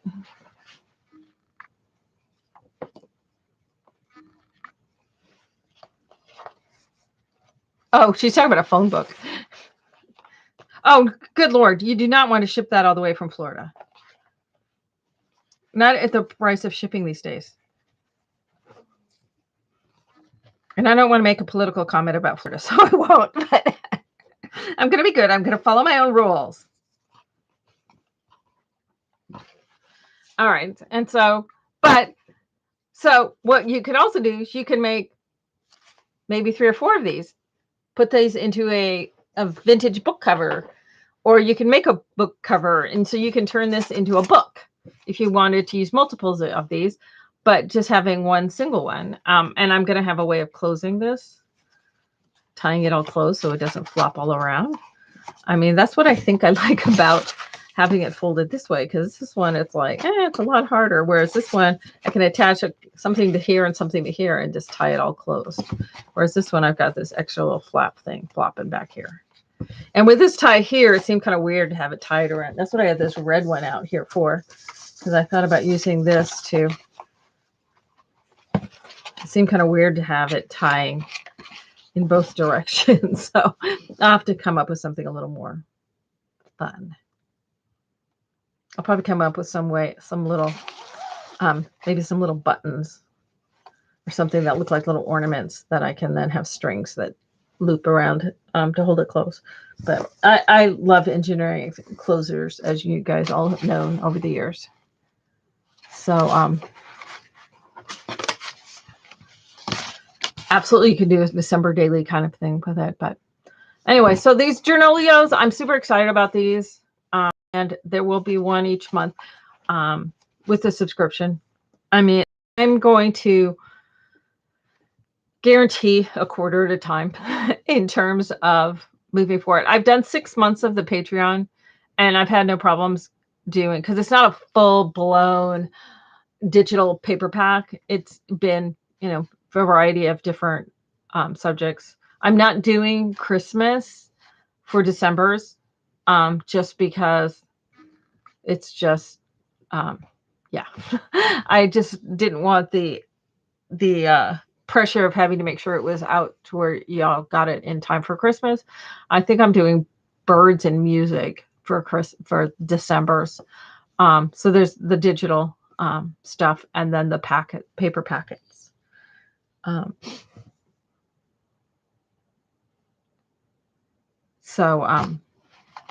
And then the other subscription part will be one of these. And how I'm going to do it is they're going to be available a la carte, especially the digital stuff, because it doesn't matter how many. The packets, I'll determine how many packets I'm doing that month. And the number of for the packets, the number of available will be, I'll have a limited number available, and when they're gone, they're gone. So they'll go to the subscription people first. And then if I have any extra packets that month, then I'll have those a la carte. And my thinking is I'm going to have just like I did on Patreon, the one level will be the digital, another level will be the digital and the packet. And then I think I thought about having it to where it's all three, but I think I'm going to have the Journolios being a separate subscription, because trying to keep to where the packets, the number of packets is just too crazy. So there'll be 2 subscriptions. There'll be 3. So there'll be the digital subscription, the packet subscription, the digital. Okay, so it'll be the packet subscription, the digital subscription, and the digital and packet subscription, and then the a la carte. I've still got to work all that out.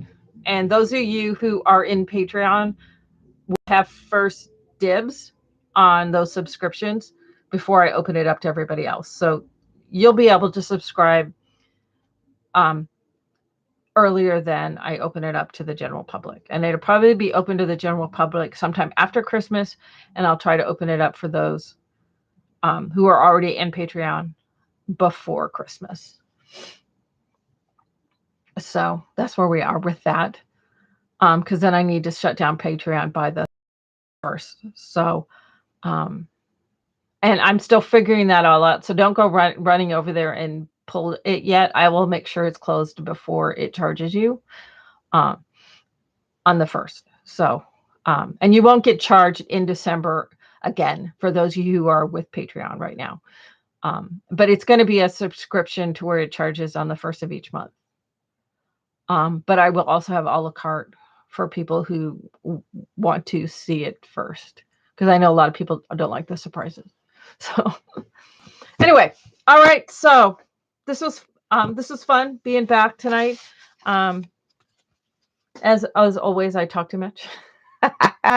So, but I will put the timestamp as to when the project started on the under the description under the video, and I will also have the links to the removable binding, the XYZ binding, and once I have the takeaway binding, which is a combination of those two, done, I will put the link on that.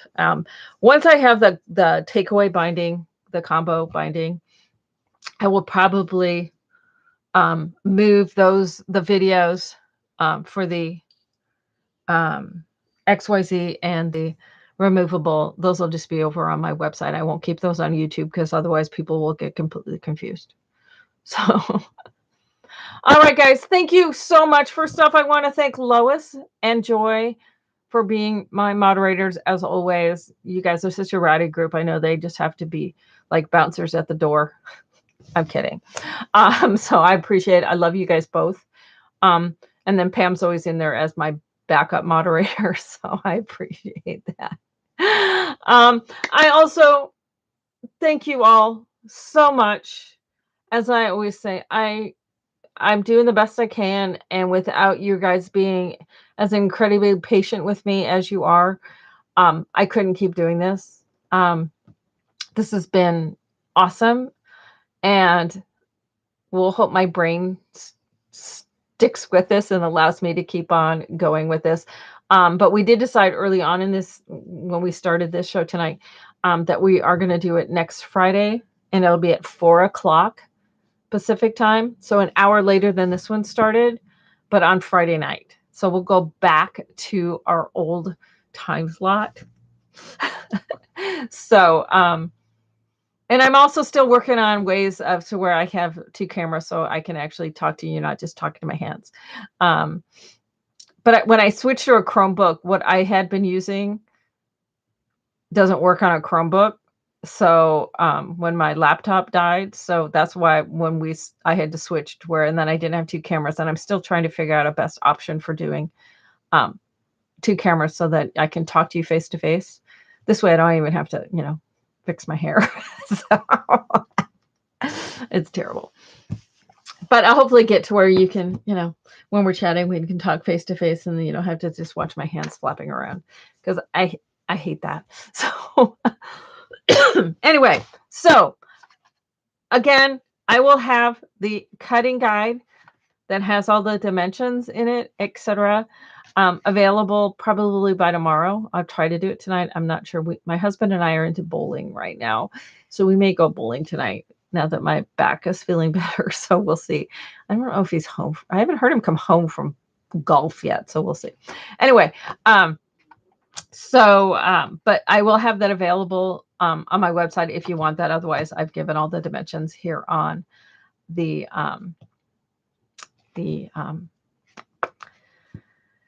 video. But all righty, guys. Thank you again, Joy and Lois. I appreciate you both so much, and also Pamela. But yeah, Pamela knows I love her. So, so thank you, Alexa. It's good to see you and all of the others of you who are here today. I so appreciate you, and I have missed you all so much. So everybody, stay safe, wear a mask, and please, please, please get your vaccine booster. That, in my mind, is not a political statement, but I do ask that you please keep yourself safe. And we'll see you next Friday. Bye for now.